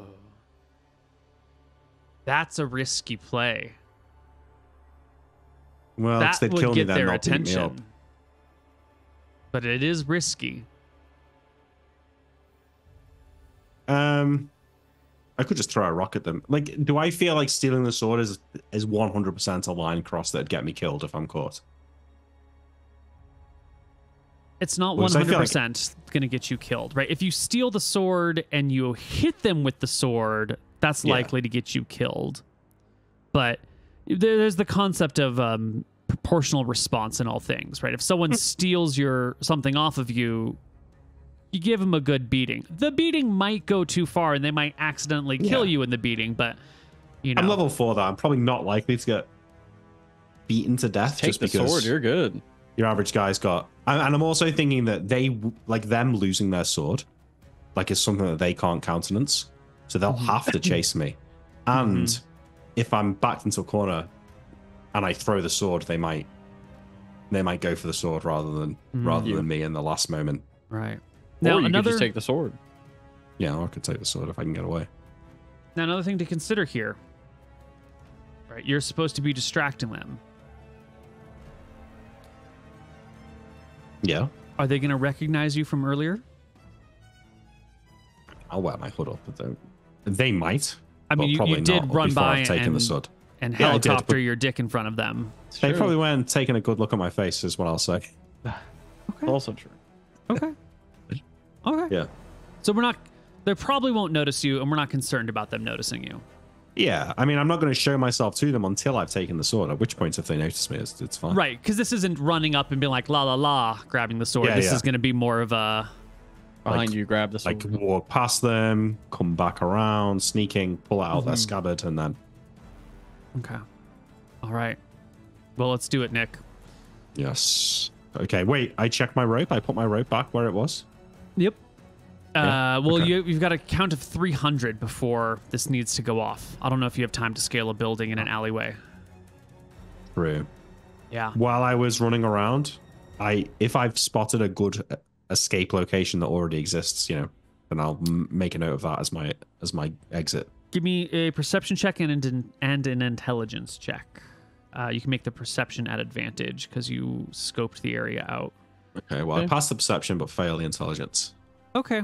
So you found some spots that look promising, but you don't know exactly where they go. This is maybe an area of town that you haven't spent a lot of time in. If your home base was on the exact opposite side of town for a long time, maybe this intersection is a lesser known zone for you. So some promising things, but you don't really know if they're great escapes or if they're going to leave you on an awkward rooftop.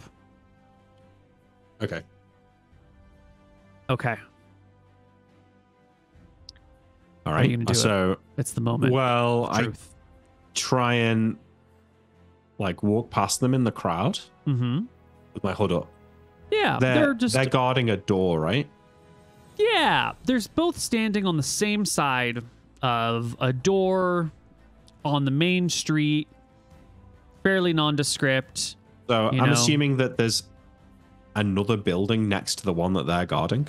Yeah, all these buildings are literally stuck together. This main section right around here doesn't actually have any breaks between the buildings other than the main roads. They're just kind of, apartments. So I think what together. I do is I go up to the door of the house next to them, and I put my key in the lock as if I'm going into the house. And I go up to the door and I shuffle around for my key, and then I put it in and I go to turn it and it doesn't work, and I put it in and I get another key.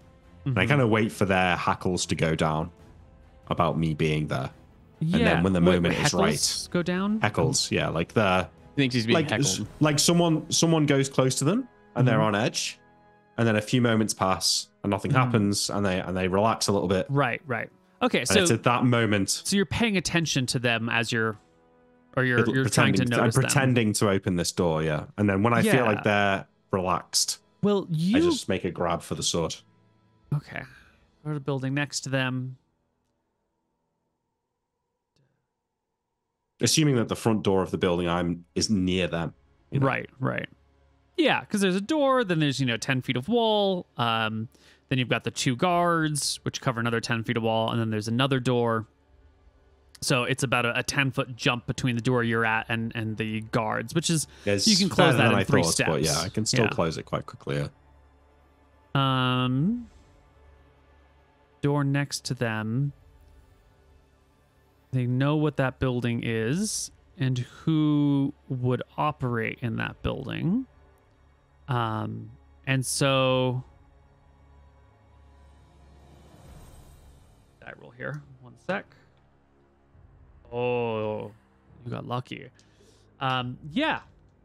They're not too concerned. This is a building that many different people go in and out of. You don't know exactly what this building is supposed to be. But this is a building that it's not a carefully controlled building of theirs. It's a 4 on their suspicion check. So it's a place that people might come in and out of. They watch you, you try a key, you fail, you try another key. They're talking about something, I make a swipe for the sword. Okay. Grabbing someone's sword out of their scabbard while they're not paying attention. I think this is just an attack against AC 10 at +4 because they're not paying attention. It should be quite easy, yeah, I think. Yeah. It wouldn't be that hard. This should be fairly easy. But there's also a chance that you try to grab something off of a person from a few feet away. Just fumble it. And it doesn't go well. It actually doesn't matter so much because either way they're going to want to kill me or fuck me up. So that's true. It's nice to get the sword though. Yeah. Because then they have to chase me. They are effectively surprised and not seeing this coming. So flanking and surprise is 3 actually instead of 4. You need AC 10. Go ahead and make me a regular attack roll. All right, adding on the surprise myself gets me a 17. Yes, that is good enough. You can grab it, draw immediately, which will absolutely 100% get their attention. But what do you do with it once it's drawn? I shout on guard and I start ha-ha, waving it in front of them whilst taking a step back. Just stab him. No. Get him once. Oh, buddy. I am careful about this. The other guards around me as well. Yeah. Don't want to get closed in. You say this is an exquisite blade? I would say it glistens in the sunlight. There it is. I think this is a situation where you're going to need to roll me some initiative because you grab it and you get their attention by waving it in front of them. Yeah. Yeah. Initiative? Initiative. Do I have a token? Oh shit, that's going quick, hey. They rolled good initiative. Ooh. Okay. So the one who goes first is the one that you did not take the sword from. The other one. Yeah. And he'll turn away. Come out to the side. I'm saying I do the action that's increasing my AC. I'm not trying to make an attack. I'm not sure I'm parrying. I'm dodging. Yeah. Okay. Gotcha. Tumbling-ish. This guy I do have tumbling actually. So is that a thing of tumbling? I think it's 40 your AC if you take a no move action. Were you just avoiding via tumbling? Move though. Yeah, but he wants to move. Yeah, no move is tough. No, but yeah, all the pure defense actions are no move actions. Okay, I don't do that then. You're moving then? Yeah, I'm going to move on my turn, yeah. Cool. So this guy will step away from the door out into the street a little bit. You're waving a sword, and he doesn't immediately go for his, but he says in a low voice, "Boy, you would best drop that sword right now. You don't even know what sort of trouble you're getting yourself into." Oh, what? Trouble from you two? Don't make me laugh. I take a step back. You know, I like, he doesn't take his turn to attack me. I take my action to move backwards slowly whilst, like if I'm disengaging, I'm disengaging, but I'm goading him. You know, I'm insulting him, call out a mustache. You know, look like you've got a drain cleaner stuck to your upper lip. Did you kiss your mother with that mouth? Look at the fucking state of you, mate. Give me an insult check, which is, I don't know, either an intelligence or a charisma check, your pick. I'm going charisma. I insult him. Ah, damn it. Yeah. They're just not cutting enough. Yeah. You know, the mustache isn't really what he's so concerned about right now. Yeah. But you start to withdraw. The one is following after you. The guy whose sword you took is going to make a leap at you. He's going to throw himself at you. This does provoke an opportunity attack. Get his ass, plus Nick. 4 to hit and and plus 4 to damage because he's going to try Get and his ass, Nick. grapple you while you hold his sword in front of you. if I hit him with the attack, does that make his grapple any less likely? I think if you crit him, his grapple automatically fails. But if you hit him, you just get plus 4 to damage. Plus 4 to damage. That wasn't how it used to be, but that is how it should be. Because if you're doing like some grappling shit, you're opening yourself up to get fucked. Yeah, yeah. I've always said that the grappling stuff needed a little bit of buff. If you are making an unarmed attack against an armed person, it provokes an opportunity attack, a plus 4 to hit and damage. I do believe I have recently read. Right. That just makes sense. Yeah, there's something about it. Yep. Do you think, tell me that this isn't possible? I would like to dodge, really. Is there any way that I can see him building up to an attack and choose the right round to use my tumbling proficiency? No, that would have been a no move action to just. But sorry, is this all the same round? Is this all this round is one one? round. This is oh the right, same okay. round. Yeah. Okay, yeah. I mean, I don't think I. You're not taking the opportunity at plus 4 to hit. No, wait. What level are these guys? What armor has he got on? They'll kill me if I attack them. They don't appear to just be get wearing away. any armor. Forehead. He's not wearing any armor. No armor. Fuck it. All right, I attack him. But if you do this and you die, I don't want to hear it. I didn't goad you into this. You did this. You'll hear it, all right. You are goading me into. What do you mean? Well, I think you should. Personally, I would do it. What do you mean? Okay, so it's plus 4, Neil. Mm-hmm. And it's plus 4 to damage on top of this as well. Yeah, I'm trying to look up the rule. I'm pretty sure. No need. I mean, I rolled to hit with my plus 6 to hit. I got a 12, which is That's enough. a hit. And then I hit him for 8 damage. Ooh.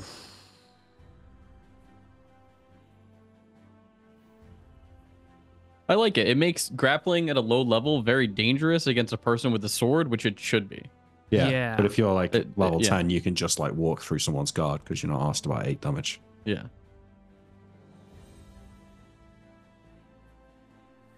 But I think I went with like in my line of thinking, the way that you told me of where like damage isn't like how many times you get hit. It's like how many times you can kind of like avoid it or like, you know, move around before it happens. Is he dead? He dies. Oh shit. Nice. He rolled really low on HP. And he throws himself in you, and you put the sword out, and he just falls onto the sword as it slides through his body. Me and the guy, the remaining guy, share a look of surprise. You know, oh no, I won't spoil House of the Dragon, but the end of the House of Dragon, that's how I feel right now. I like, oh shit, I did not mean to do that. Yeah. I see the guy slumps off the blade. And I think My this bad, is guys. this is a new initiative round right here because the situation has changed slightly. Oh wait, Nick didn't get to use his movement though. No. Yeah, I he didn't was get my attack. backing up. You said you were withdrawing, and so this guy was following you. You were withdrawing. This guy throws himself at you. He went after you. And I think we're just going to roll for initiative at that point because now. So this other guy doesn't make an attack, so we both make a full move action this turn. Right, you are both making a move action through the crowd. Okay, he's not in melee range with me though. No, at this moment, if you were to immediately run, he would not get an attack of opportunity. His weapon's not drawn. But he's. Can I see if I'm going to win initiative before I declare if I'm tumbling? No. You have to declare your action before you roll initiative. Did he roll +3 before? Yeah. I've got short swords. It's 50-50. What are you going to do? 50. I'm just thinking for a sec. I know, So but this is an intense moment. Yeah. Yeah. Do you just stand there slack-jawed? No, I'm going to try and run. Okay. I am slightly slack-jawed though. Yes. 11. Okay. I didn't see that you'd rolled a 13. I did not meta that, by the way. Okay. I didn't even acknowledge that you'd already rolled. Okay. Yeah. You can turn and run. Yeah, I run. That's a good idea. Yeah.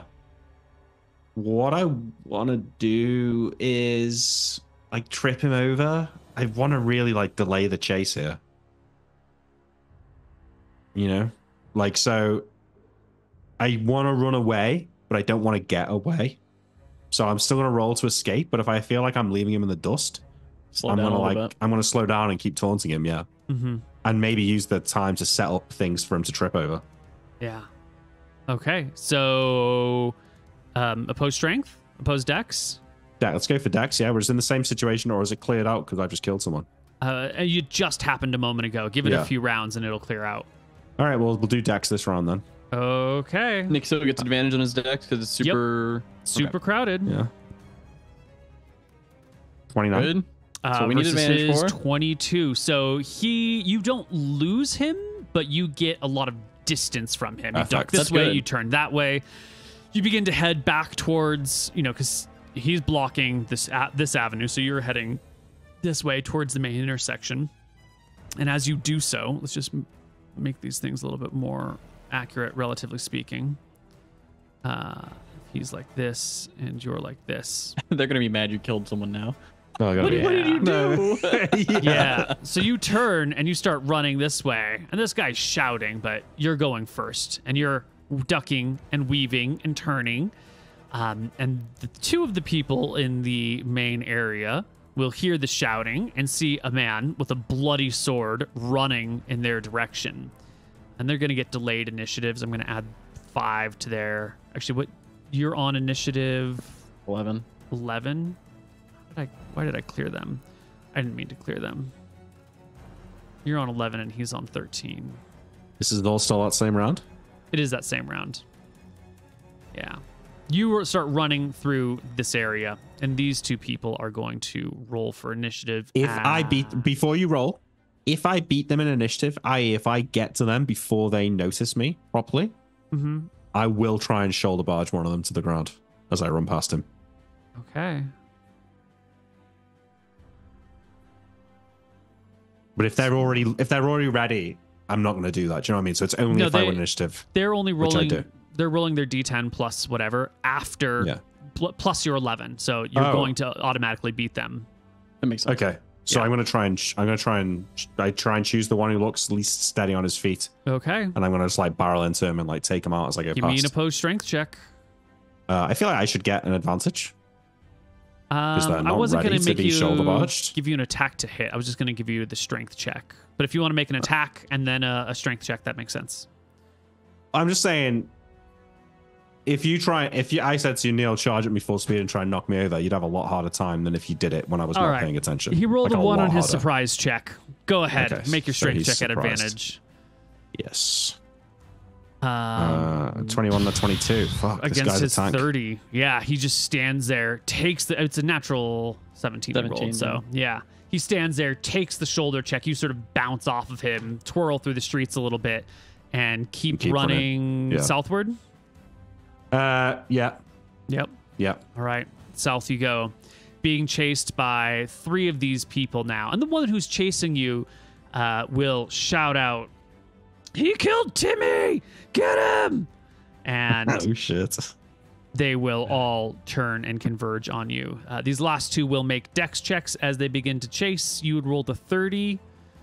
They will roll a 13 and a 12. Ooh. And so these 2 are going to immediately get lost in the crowd. You shoulder check one of them. An ox cart rolls past. They lose sight of you. It's just this other one who's following you. Well, maybe I shouldn't say that. He loses track of you, can't see you, but the other guy's still shouting. This way, guards, this way, so players. If I've got a chance now, I'm maybe going to try and get on high ground and make sure that they can like resume the chase. Mm-hmm. Okay, you know, like get up somewhere high and call out to them like, "I'm over here, you dumb fucks." Okay, that's going to be... You gotta stab another, Nick. Get him. Get him. That's going to be some sort of... You've got charisma, room, goading. Right? You rolled a 30. I rolled a 30. Is what you had said, yeah.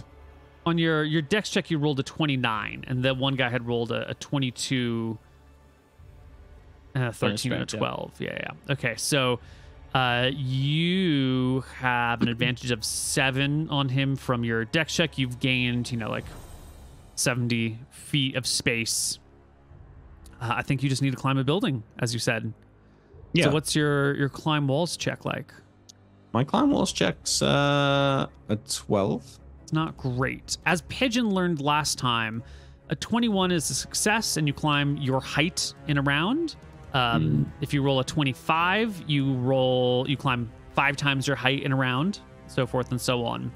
So if you want to make a climb check, you can do that. But you don't have a ton of time. They're less than a round behind you. You've got 70 feet. No. If it's that hard, I think I will just... If they're 70 feet away, it doesn't need to be on a building. I could just be like on a crate or on something just for a second, so that to be like shout something out to them and keep moving. Excellent. Yeah, why don't you just give me a straight up dex check to get into an advantageous position? We should probably... 14. Yeah. Classic. Perfect. Advantage again on that? Or is this for no advantage. This isn't for the hiding. This is for... No, this is just trying to climb onto someone's moving ox cart or something, but you go to climb it. It's an ox cart in progress. The person on it like grabs the whip that he uses for the ox and like lashes back at you. It hits you across the back and shoulders.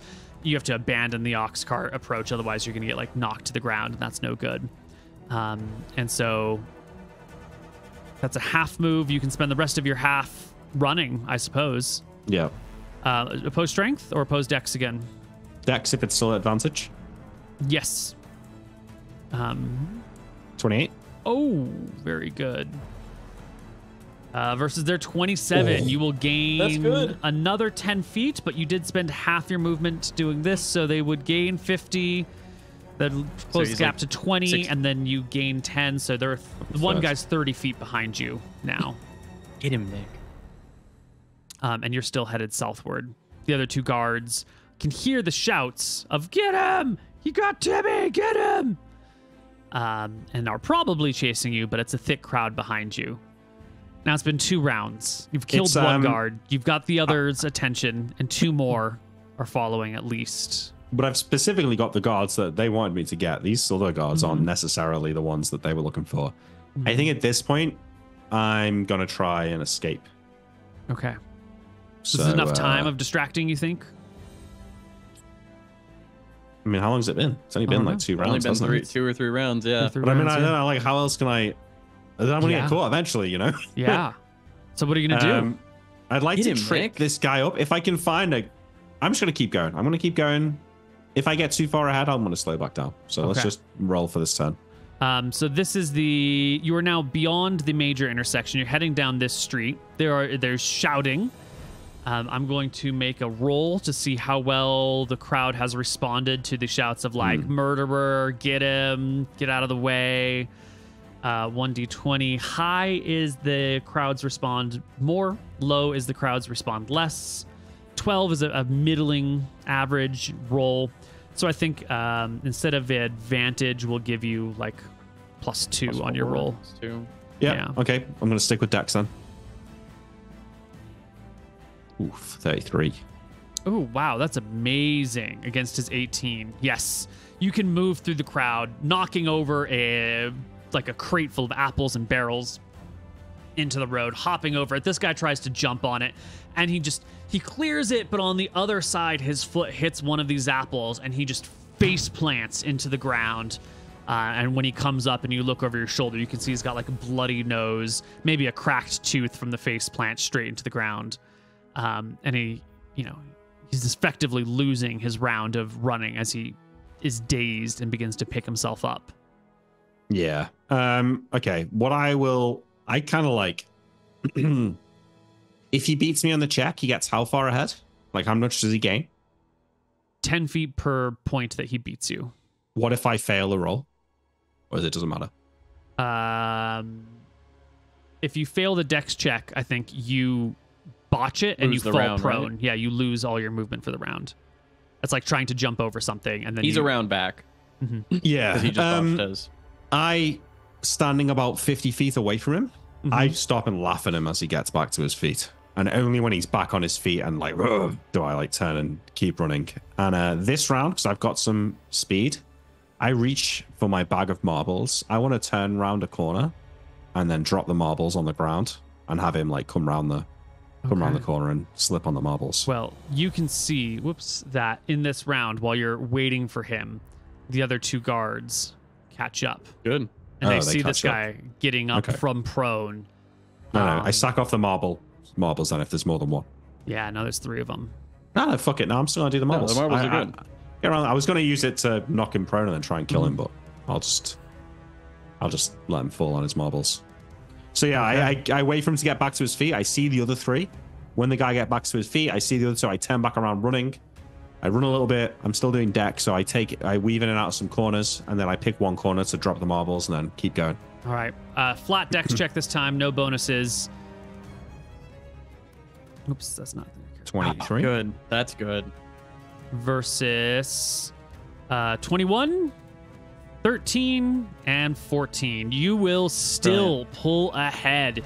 You can get into some alleyway. They're all running and chasing after you. You had 50 feet. You can increase that to, 70 feet again as they follow you. 2 of them fall over, though, right? On the marbles, presumably. Yes, since these are dex checks and we're marbling. The first guy clears them, or maybe they haven't scattered in a wide enough area, and he just darts to the side. The other 2 run straight into them, and they will be our prone buddies here, falling again. And we got the last guy, the one whose friend you accidentally killed, which, yeah, if it's supposed to be distracting, murder is probably not exactly what she was looking for. It was self-defense more than anything else. I mean, he essentially he dived onto the sword, is what I'm imagining kind of happened. Yeah, he throws himself. You just hold the sword up. Yeah, he just keeps going. Yeah. Maybe it catches his neck or something. He's like, it was you couldn't help bleeds it. Out. Yeah. But if they wanted to just murder these people and heist to storm in and steal everything after killing people, that would be one solution. They're looking for distractions, probably because they didn't want to be noticed. They hate you. Yeah, but the killing is separate to them, though, right? Like, it's one thing for them to kill the guards, go in and then rob the place, and everyone knows that they've killed the guards, whereas this is not the same as that. But if a guard is killed and no one's paying attention, and then the place is robbed, now whoever robbed the place is probably also responsible for killing the guard. The reason, in my head, the reason why I decided to kill them was because I thought these guys aren't actually guards; they're just another gang. They're just another gang. Yeah, I feel like it's they're in the firing line. It's I'm not trying to say that you've done something wrong. I'll defend the points to Terrapin if she wants to kick off about it. But okay, cool. Last chase. Now you're going down experience. An alleyway.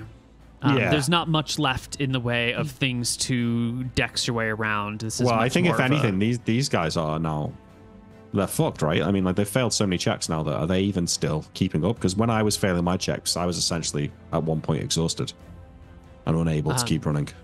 Yeah, these guys have been pretty fucked. Those were con checks. These are dex checks. They keep falling on their face. This guy's coming after you. You said you turned into an alleyway. You marbled a path behind you. You're going down. There's a couple of things here, but there's not a lot to throw in the way. This is either a outrun, turn and fight, or try and scale a building at this point in time. What do you want to do? I'm how far ahead of him? I'm still like about 70. 80 feet, 70 feet. Yeah. I'll strength check. All right. Yeah. 29. You increase it to 90 feet as you cross through alleys, pass a side road. Do you want to take the side road? You're somewhere in here. You don't know this road. Yeah. I try and, like, I'm now feeling like I've distracted them enough. I am going to try and just sort of get away. Get away. Okay. Well, by the end of the round, you will come back to the main ring road somewhere over here. You can go left or you can go right. Yeah, so you said I spotted a place where I thought I could get up a building quite easily. Yeah. But I wasn't sure if it was so I'll head there. Okay, that's just right back across the street. So continuing straight ahead. And then it'll be a climb check here at plus something. Let me take a look at the climb check modifiers. Keep this fucking sword too. This will be a climb check at +4. That's why this building looks pretty good. Doki, that's a 33. Nice. Oh, this has gone so well. Okay. It's nice to have the dice on your side for once. I know. 31 is the maximum that you can do. Yeah, so I'm up like a fucking spider. Yes. You're like 6 feet tall, so you can do 60 feet in this round, which will get you all the way on top of this building as the guard comes chasing after you. His default climb ability is bad. He also gets a +4. He will roll, however, a 23. And so he will climb, 18 feet up this building. He will get halfway up the building chasing you. But can I kick the thing up off that he's climbing up?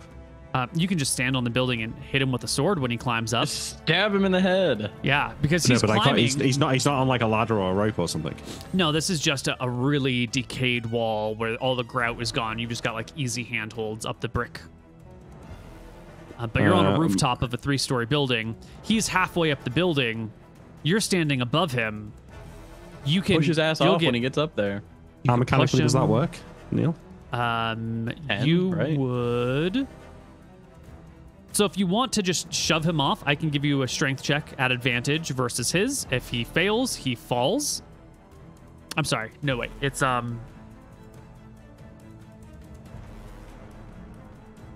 if you are hit while climbing, you must make a climb check. I need to look at. There's a rule that we never use because no one ever gets hit while climbing, because why would you climb in combat? But it happens every now and then.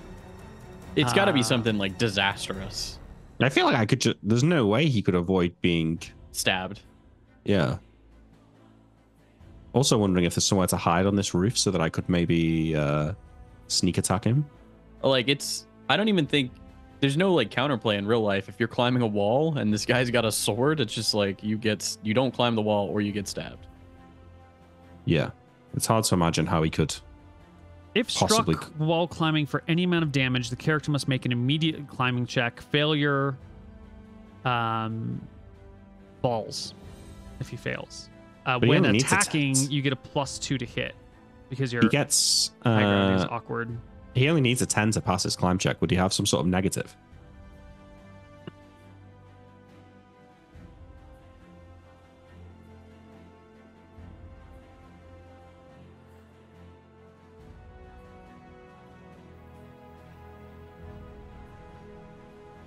And it'd be climbing and high ground, actually, so it'd be +3, I think. It doesn't say they have to get a penalty on their climb check. I think I think that's fair. I think in this situation, if you want to hit him for damage, you can hit him for damage and force a climb check from him. Or if you want to, like, I don't know, just try to kick him off the building, you could make an opposed strength check, and I'd give you a +2 for your advantageous spot above him. And if I fail the strength check, what's happening? You Is he fail on the to building now? push him off, and he can continue his climbing. Yeah, I would he- stab him. But is he on the building if I fail a climb check? Or can I attempt to kick him down before he climbs up? So you're on the roof. He's climbing up, right? You're gonna, essentially, to hit him, you have to wait for him to get all the way almost to the top. And so then you can attack him, and if you hit him for damage, then he makes a climb check or falls. Or you can say, I don't want to hit him for damage. I just want to like shove him off. And so like when he puts his hands on top, you make it like an opposed strength check to rip his hands off or just to shove him off. And that'll just like be stamp on his feet or stab his hands. right. So the stamping on his feet would be the attack for damage, and he has to make a climb check. Or rip off his hands is the opposed strength check. Can I make an argument here for the person climbing? Yeah. I think that it should probably be an automatic hit unless they want to roll a climb check to like climb away and like avoid it. That would kind of be my thought behind it, to give like them a chance to just not get auto fucking hit by a sword climbing. And if I do damage and he passes his climb check, which is 50-50 chance because he only needs a 10. Yep. Is he then on the building? He will then Standing. take his turn, and if he decides to continue climbing on his turn, then he'll continue climbing and get up. Is there anywhere to hide up here? There's the other side of the rooftop. You know, it's No, not that. Is there somewhere to hide, like behind the chimney or something? yeah. There's chimneys. You could hide behind a chimney. So like sneak attack would be pretty good. Neil gonna How's give you He's that probably though? expecting an attack Yeah, up here. see? He's in the middle of a Do you chase. think? Well, doesn't he probably expect that I run off? I don't know, but he's not in a position where his guard is down. Yeah, Neil doesn't give you sneak attacks for that. Yeah, you're not going to get an assassinate in this situation. Okay, so mechanically, I'd have a +5 on this strength check. I only need to beat him, right? Even what if I fail a check?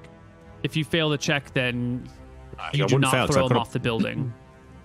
Oh, I see. If he beats you, he gets to take his turn. If your strength check is just failed, no ill effects. Okay. You're not in a position to get screwed. I'm rolling at a +18, so I'd need a 2 to fail. So Yeah. that's unlikely. Does he have a minus anything because he's climbing? No? I'm giving you a bonus. I'm not giving him a penalty. Okay, I think I'm going to try and push him. I think that's my best odds. All right. So you're going to oppose strength check him as he gets to Yeah. the top. So that's Yeah, it. with a give bonus of 2. me some flavor on this. How you could just grab his hands. You could like try and use your foot and just shove him I off. think What is your? I think what I what's am the doing is I'm flavor? like stamping on his hands as he's climbing up. Okay, but that's an attack roll to. And then as he to do gets up, I'm damage. kicking him in the face. I mean, I'm trying to knock him off. I feel like what I wouldn't do is wait for him to climb up and then push him. How would else Right. would? Yeah. Stamp on his feet, like kick him away from the wall as he starts I mean, getting you have a up, sword like, in your kick- hand. You're not going to stamp on his feet. You're going to stab his hands, right? Can you get a Well, stab and then a Obviously, but shove? mechanically, it's better to shove. This is what I'm Yeah. saying. Like, in this situation, the best way to stop this guy, to make him fall off, is to stab him in the face. But mechanically, the best way is to is to push him. shove him? Yeah, which is weird. Which 'Cause is I feel his like hand there's reaches no the way. top of the building, and you you put your sword down and you grab his wrist and you just fling him off the building. That if that's what you're talking about doing. I just cut his hand off at this point, right? I just literally just fucking woof. Yeah. And then, I mean, like, if you put your hand up and somebody stabs your hand, you're letting go of that. I mean, you're You make a falling off. climb check. Yeah. But it's That hand 50-50. lets go, but he's got another hand. It's Dungeons and Dragons. A 20 hits No, a dragon. I you know? understand, but I'm saying that I'm doing the pushing action. You're asking me to contextualize it. I'm Yes. struggling to do so because it doesn't actually make sense. But In I'm just doing my reality, best. he would just stab him, but mechanically, it is just better to shove him, which doesn't make sense. But it is Dungeons and Dragons. So I Yes. don't know what to tell you. I don't know how to tell you that looks like, but He shoves him. I shove him off. Yeah. Like, I think I wait. I let me stamp give on you his feet a bit. contextualization then. Yeah, yeah. Okay, When yeah. his hands reach the roof, you will grab his hand and peel his fingers off, stare him down with a smile, and then shove his forehead backwards. Okay, fine. That's what I do. There we go. All right, give Could've me just that chopped his strength hand check. off, man. Probably. Okay, so I get a +2 on this. Yes. Yep. 23. Versus his Natural. natural Oh, mate. one. See, that he makes goes. sense. Yeah, off you go, mate. See you later, buddy. He tumbles the 30 feet to the I will ground. roll a Roll me 3d6. 3d6. Kill him. 9 damage. Pretty good. He drops to less than half hit points. Yeah. Hits Little the bitch. ground with a thud, and I think our chase is over. All right, and I make my way back to the tavern this time, hopefully as a hero. Because that was a serious amount of danger that I just put myself in there. Absolutely. So I'm hoping that was. wins me some credit. Let it be known, I think that if you're so crazy to climb after someone like that, you should get your fucking hand chopped off. That Yeah, it's fucking you shouldn't stupid. just Well, I hear you. I do Yeah. not disagree with you. Dungeons and Dragons. I'm not. Dungeons and Dragons, but I 100% agree with you. There's a reason you need like 10 times the number of attackers to siege a castle. Yeah. Maybe you just Exactly. give an auto crit and then roll on the crit table. Well, Makes sense. back it's at the fine, what we tavern, did. flush from victory. New short. Do you walk through the streets with that short sword? You're gonna have to discard it. You can't walk through the No, streets you're gonna need to keep No. that. with Can the I not put it in sword my- drawn. I'd like to put it in my backpack. You can't just put a short sword in your backpack. It's gonna, first off, it's gonna cut through your backpack. Secondly, it's gonna stick through your backpack. Short swords are like, 3 feet long. Stash it in the room. Right, but this We'll is go for more later. expensive than anything else I own. Yeah, but if you just walk through the streets carrying a short sword, you're gonna get Okay. jumped. I'm at some point I come down off the roofs of the buildings. Yeah. What I will do is I will stash this on the roof of a particular building There we go. so I can come back and get it. Good. Come back at night when it's dark. Yeah. Maybe get yourself a scabbard or something. Yeah. Buy a Or- scabbard and then come back and get it. Yeah. Yeah. All right. We head back to the tavern. A couple hours later, it's dark by now. Terrapin comes by. She still look angry. She's pissed. She's livid.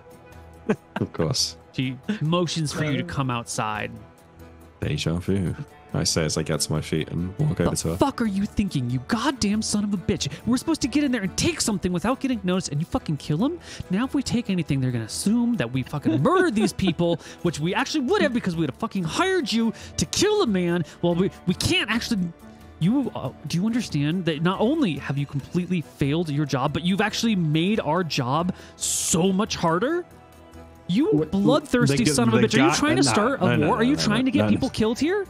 Wait, What do you understand did the you- words did you- distraction? Do you understand you what see what distraction happens? means? The Yes, guy, he impaled himself on my sword. What do you want me to do? I I've never want killed a you man to with a sword use your before. I didn't fucking even, brain. I didn't wasn't even hiring you swing for the your sword. dumb looks. Well, We needed someone who understood what the word distraction means. 3 of those fuckers chased me up and down that street, all around the place for dozens of minutes. That was a distraction, and I'm sorry that guy impaled himself. I'm as sorry as anyone. I mean, How does really, a man with fat for brains get his hands on a ciphered code book from a locksmith? If all you know how to do is piss in fountains and murder people in the streets, how did you get that?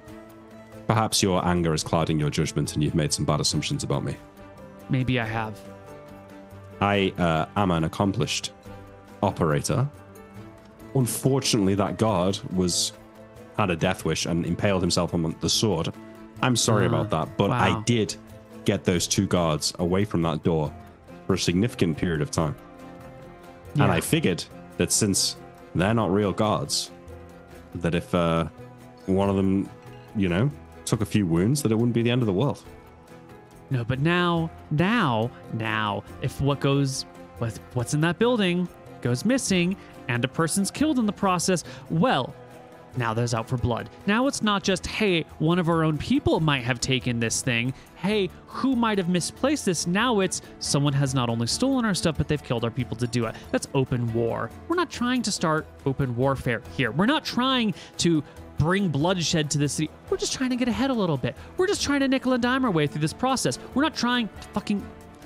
I understand. This is the problem with amateurs. Amateurs only look at what's happening in the moment. They don't think about the entire picture. They don't think about the actions and the consequences of their actions.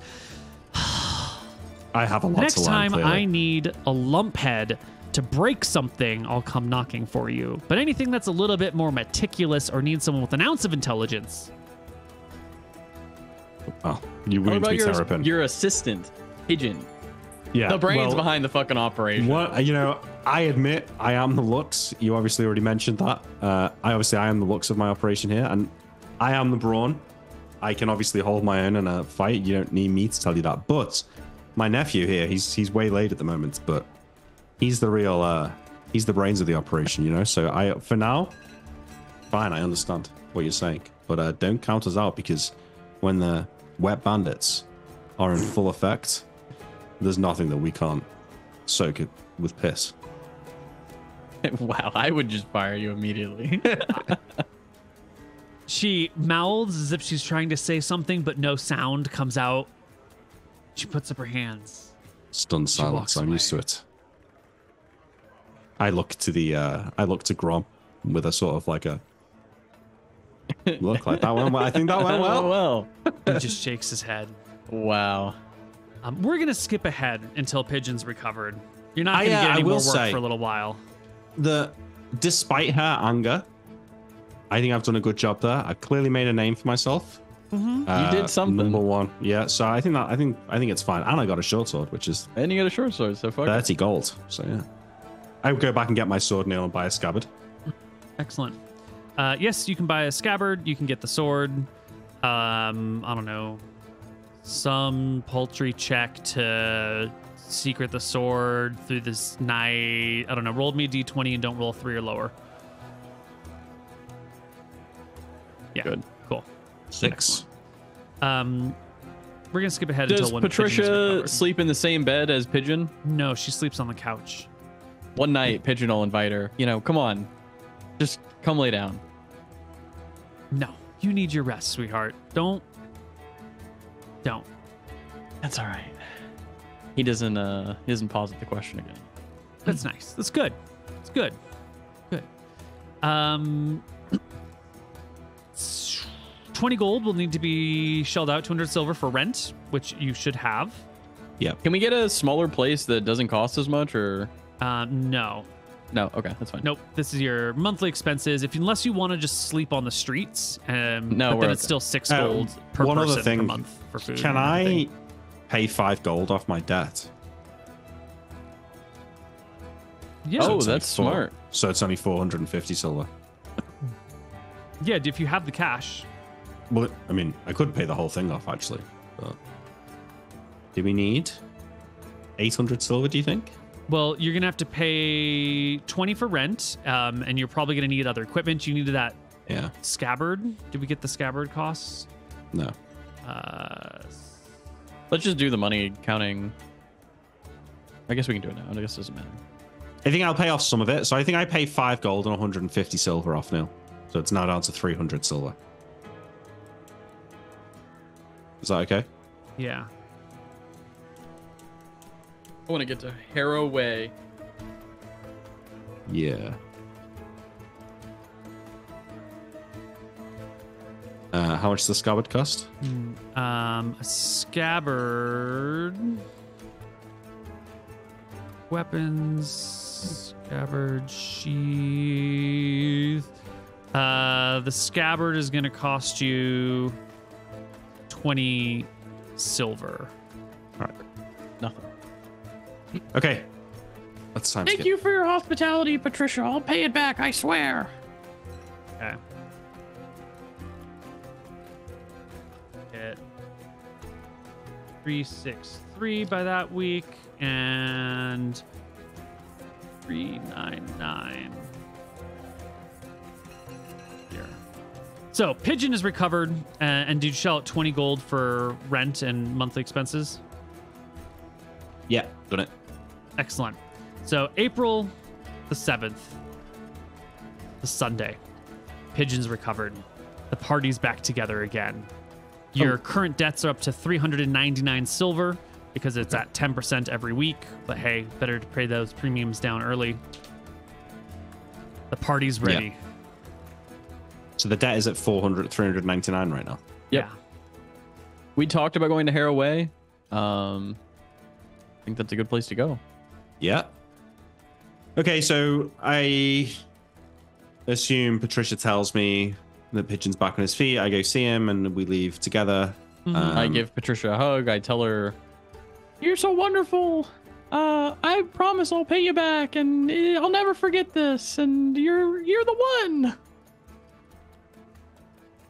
Pidgey, been taking care of you for a long time now. Oh, yeah. I'm glad you're back on your feet. I do need some time to myself. Been working double time, essentially. I want the best for you. Don't get in over your head, but make something of yourself. Absolutely. And I get out there. All right. We go All to right. Harrow. The party goes back to Harroway, deep in the ruins where the Redcoats had left their treasure, buried it in a secret spot with complex locks. What do you think, Nick? Spend the night there and watch it to make sure no one's like down there? All right. We'll spend the night. Yeah. We need to do one night of observation. Excellent. Here's a perception check if you want it. 36. Oh, baby. That's a good perception check.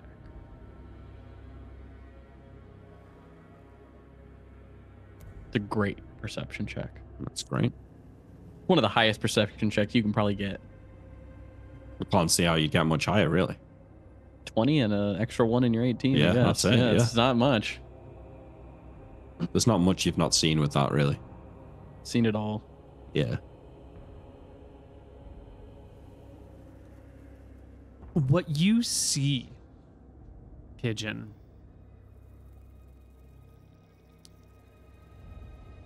by the light of the moon here. Do you have eclipses in your world? Yes. Yes, we do have eclipses. Solar and lunar. Is that a big day? Yeah, it's usually pretty symbolic of something happening. There's a lot of question over whether these are naturally occurring things, which most people don't think, or whether they are divinely It's inspired the gods, events. like, doing it, and yeah. considering that the moon is a god and the sun is a god, like if one of them eclipses the other or whatever, it's probably a sign that something's going on somewhere. Do they last like 7 minutes? Have they ever happened in my lifetime? I'm just actually curious about this. Your characters would not have seen any of these things perfect. happen. You might have heard of them, but they come with this sort of like old stories and rumors that make it really hard to discern truth from fiction. Like, did Achilles really run around Troy 7 times while fighting Hector? Like, that seems unlikely. That's a lot of miles to be running after he killed like 700 people and the river god came out and threw bodies at him. Like, where do you discern truth? Yeah. In those stories you've heard, sometimes the moon will block out the sun for weeks or days, and undead will destroy the world, or sometimes it's just a brief moment that a priest raises his mace and the mace blocks out the sun, and then the moon, there's a lot of stories. Probably all a bunch of bullshit. I wouldn't trust any of them. But what you see here is this. It's subtle. It's really, really subtle, and it's down the block quite a ways. It's this, the area around Harroway is ruined. Like, no one comes here anymore. It's broken bricks and timbers and stone dust. And in one of these ruined buildings, your eyes catch the subtlest of movements. Something sort of flickered near a window, or you were catching it out of the corner of your eye. Something like either went into a window or sort of looked out a window and then went back in, but something happened at that window. This is the sort of like detail no one would ever have picked up on, but a Pigeon with his 270-degree vision, he saw it. It's not the building that you're watching, but it's like, yeah, you're right. There's probably someone nothing there. down. Wait, No, what? no. There's someone in that building over there. I That point. one? Yeah, I saw someone kind of either go in or peek out a little bit and go back in, or maybe leave. We should check that out. You sure? Yeah, 100%. All right, Come on. go on then. Wait, maybe you'd be better off going on your own, no? You're just gonna get a look. Yeah. I'll stealth over. Obviously, trying not to be seen by that window. And Yeah. I want to get a better vantage point to get a better look. So you're on the other side of the street from this window. Yep. You're moving through the ruins, trying to stay out of view. You find a spot where you can peer out from behind a boulder and get a good look at this place. The building across from you used to be 2 stories. It's semi-intact. The area where you saw movement was on the ground floor. The door is broken and sort of at an angle, but supported by rubble on either side, so it's not fallen. The window is shattered open with nothing blocking anything from moving in, and that's what you saw was movement across the window frame. But inside the building, it's dark. It's real dark because it's nighttime, you know? Yeah. I'll spend some time here waiting and watching. Luther's watching the other place. I'll sit here for a few hours, you know, and watch.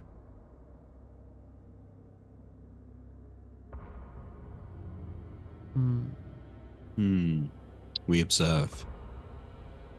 I'm just an observer. I reckon maybe they've stationed a guard. I don't think it has anything to do with them. Or I think Really? it's a new spot. Okay. That's my guess. Oh, that right. Yeah, it could just be somebody, like an entrance to somebody else's thing. That's true.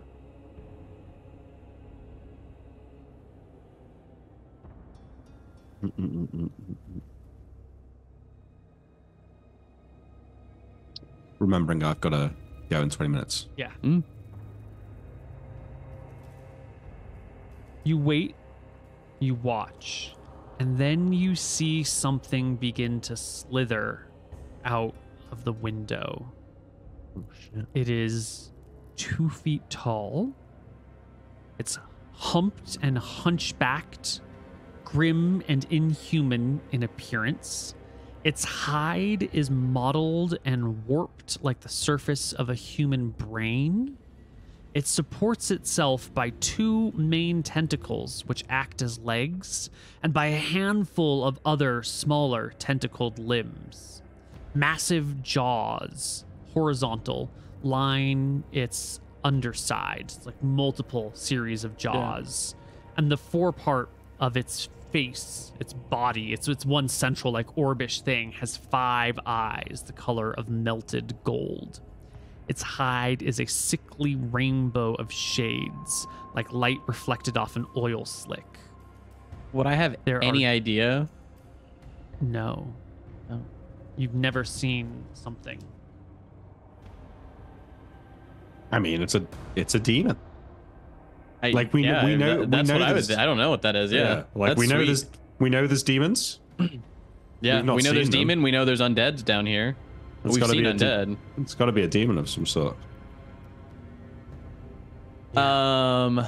Okay. I watch where it goes. I don't It then it, but I'm gonna sit here and watch. Slides out the window, warps its ways. Its tentacles kind of like wave up and down, and it like rolls seamlessly across these tentacles, back into the street, and starts going down a little bit, and crosses to your side, but like a few houses down, and then just sort of like oozes and slithers its way into the ruins to your left. I'm gonna go where it was. I'm gonna go in the building. Where's Luther? I'm still on our He's at the original old building. spot. Yeah. Okay, well, Luther, you see this thing crawling across Oh, the I street. see the thing as well. Oh, yeah. I mean, you watched Pigeon go this way, you lost sight of Pigeon, but I imagine you're paying attention, and it comes across the street, so it's now between you and Pigeon. How big is it? Maybe 2 feet tall. It's not huge.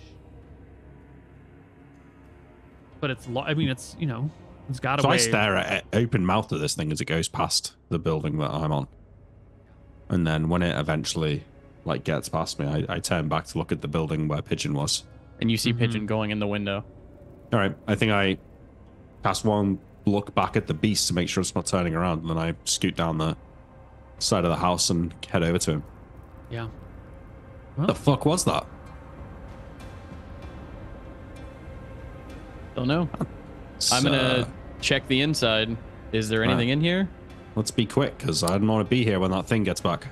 There is a freshly slain body that looks like it's been ripped apart by those massive horizontal jaws. It's really just like the abdomen from the belly button down that's left, and everything from the belly button up is just like a splattered mess. You did not hear any cries or screams. What are they wearing? They've got like canvas pants on from their belly button down. There's no shirt above. No coat or anything like that, yeah? Whatever was above is gone. Any shirt or jacket, gone. Head, skull, bones, gone. Like, there's just from the belly button down of a person. Like a horror movie. Yeah, and let's then just just check like the place and splattered get blood. out. Yeah, I'm gonna check around. Yeah, I think we split up to check I'll the do house. a perception check to check the house and look for loot that the person may have had. And then we're This is a monster. It might Yeah. have its own loot, you know?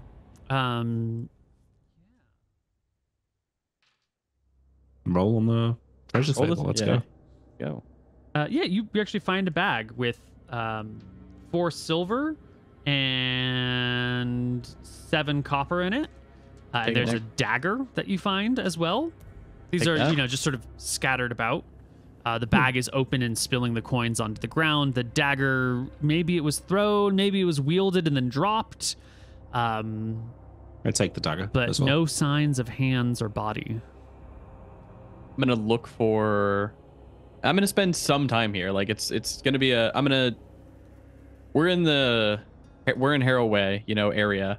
I understand that people are over here hiding shit. So I'm gonna there's a reason this guy was in here. I'm gonna look for loose floorboards. I'm gonna look for rubble pieces that can easily be moved. I'm gonna spend a bit of time here looking because there was a reason that this guy was in this area. Yeah. Would you both make me perception checks? 30. At disadvantage, please. 29. 3. 23 versus and 29. Well, those are great. I'll give it that. Yeah, no, as you're waiting in here and looking, and this blood sort of makes a line across the ground. But it's See where during the this body's process that you hear the sound of footsteps, not tentacle slithering, but footsteps on the rubble outside. With these checks, you have more than enough time to prep. I'm going to get you into an have 20 advantageous seconds. position and assume that someone's going to come in and get ready to attack. I assume his buddy's looking for him. Try and hide. Get ready for a sneak attack. Yeah, I'll let Pigeon take the initial attention, and I'm gonna try and hide and come in for the sneak attack. A voice comes. Psst. Psst, psst, psst. Through the window. No body yet, just the hissing of someone getting attention.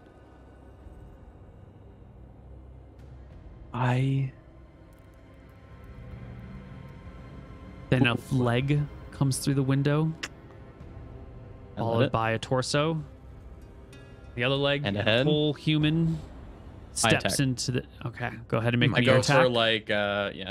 for +4, all the things. Full-fledged assassinate. Dagger. Here's the attack.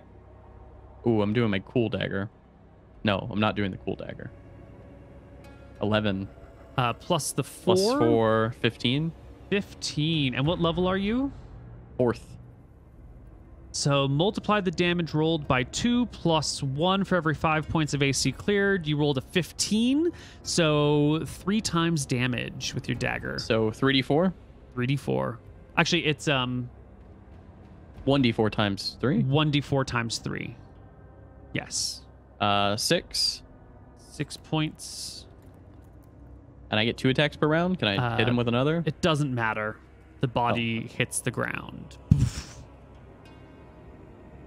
I quietly, I stab him and then I try to grab the body and, take it down quietly when I notice.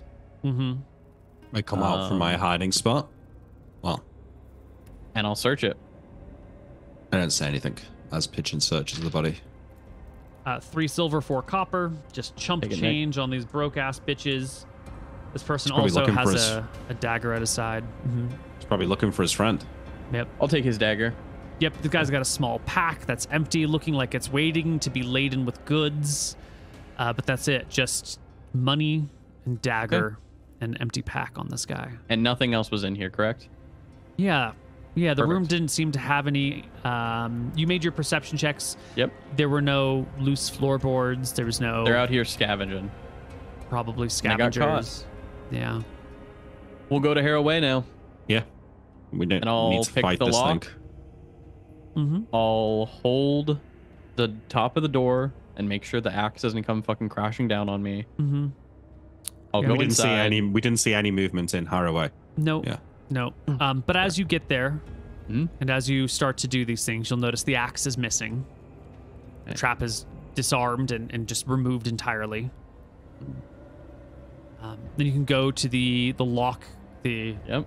fancy lock in the ground, and find that someone has removed the lock, and now it's just a flap in the ground that can open up.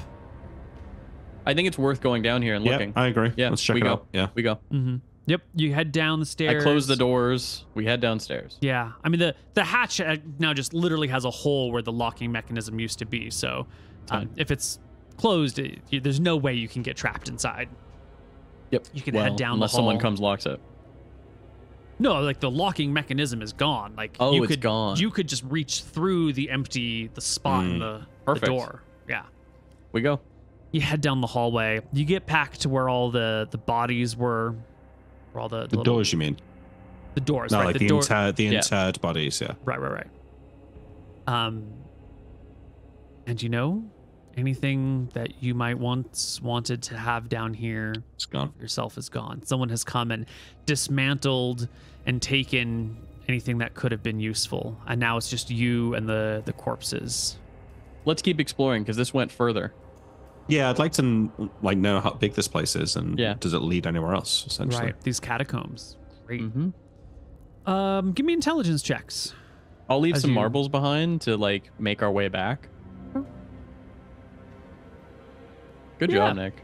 Thank you. It's great. 24 on the intelligence check will let you map out these catacombs without too much trouble. Before the sun comes up, you'll have figured out the paths down here. It's maybe,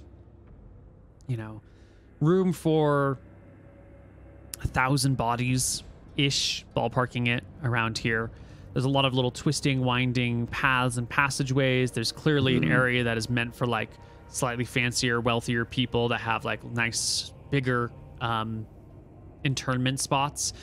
But these bodies have all been pulled out and thrown on the ground, and all of their stuff Yeah. has already been taken. And then there's bodies for broker people, which more or less haven't been moved. You definitely see signs of like where skeletons or zombies have come back and attacked people and then have since been fought. Like there's clear signs that this skeleton is in the middle of this hallway and its bones are scattered everywhere. Yeah. Like no one would do that unless it was animated. Mhm. But it looks pretty empty. You do find the true entrance into this place, which is a stairway that leads up into like the main corridor where these bodies come off of. However, the building above is not but Crumbled. rubble, and you couldn't go up into it. It's probably some old church or temple that used to live here way back in the So day. there's no like paths leaving this place. It's like a self-contained underground catacomb. Yeah, it probably used to just be the catacombs coming out of a church, and then someone, tunneled Yeah. into it or knew about it. Yeah. All right. Well, I guess. We know it's here at least. We know it's here. This is a good place for us to store treasure. If we could get our own good lock, yeah, we could lock one of those Even if- doors again. Even if we just don't even get a lock and we put it in one of these, who's gonna go? We're not gonna go through all these doors, are we? Good point. We could just empty. We could move could one empty body one of them. into a different one. There could even be there's- shit in here right now. Are we? Right, you'd have to search 1,000 We'd have to search tombs. 1,000 of them, yeah. But we would know exactly which tomb it is Mm-hmm. in the future. Or find a wizard to come down here and Detect maybe magic. find treasure for us. Yeah. It's true, yeah. Do you have any stuff that you want to store now down here? No, I don't think so. But It's a good place, though. Okay. Good to have. Yeah. Okay. Well, I guess we'll have to find something else. We've been getting some traction with the pitmen.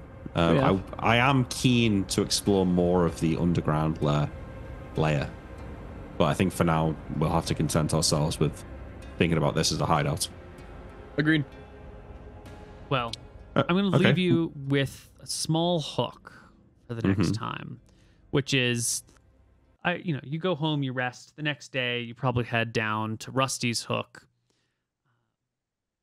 And this is the first time Mooton's been back to Rusty's Hook since events transpired. And when you get here, Mooton, there they are. I've probably been hanging out with them this whole time and not realized. Don't even realize, but there they are. And there's 6 of them again. 4 faces you recognize and 2 new faces. And when you come in, they see you and they look in your direction and they give you that smile of like, what the fuck is this guy doing here? Like, is he alive still? Oh my God. But then sort of like the brush off of like, whatever. We trounced him. We can do it again. You know? Yeah. There they are, Luther. What, that's them? That's Steel Team 6.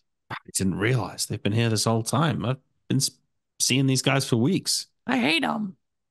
Uh-huh. Well, you're still in one piece, Pigeon. You can thank Jexel for that.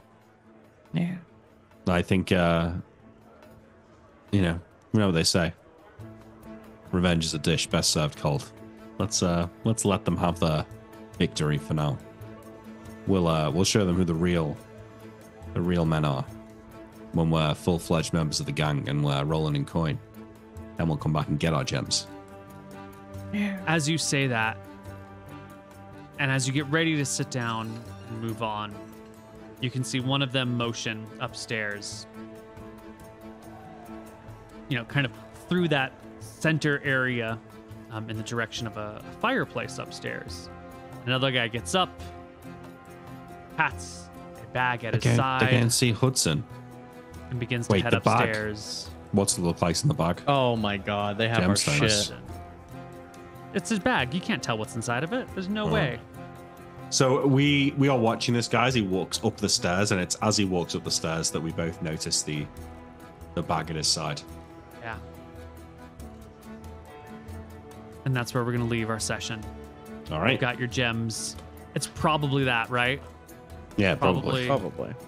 Probably fencing your hard-earned gems to that woman who had insisted you go into debt for her. But we'll find out what happens next later. So that's it. All right. Well, All right. Good job, everybody. We will see you next time. Bye-bye. Saved. Okay. See ya.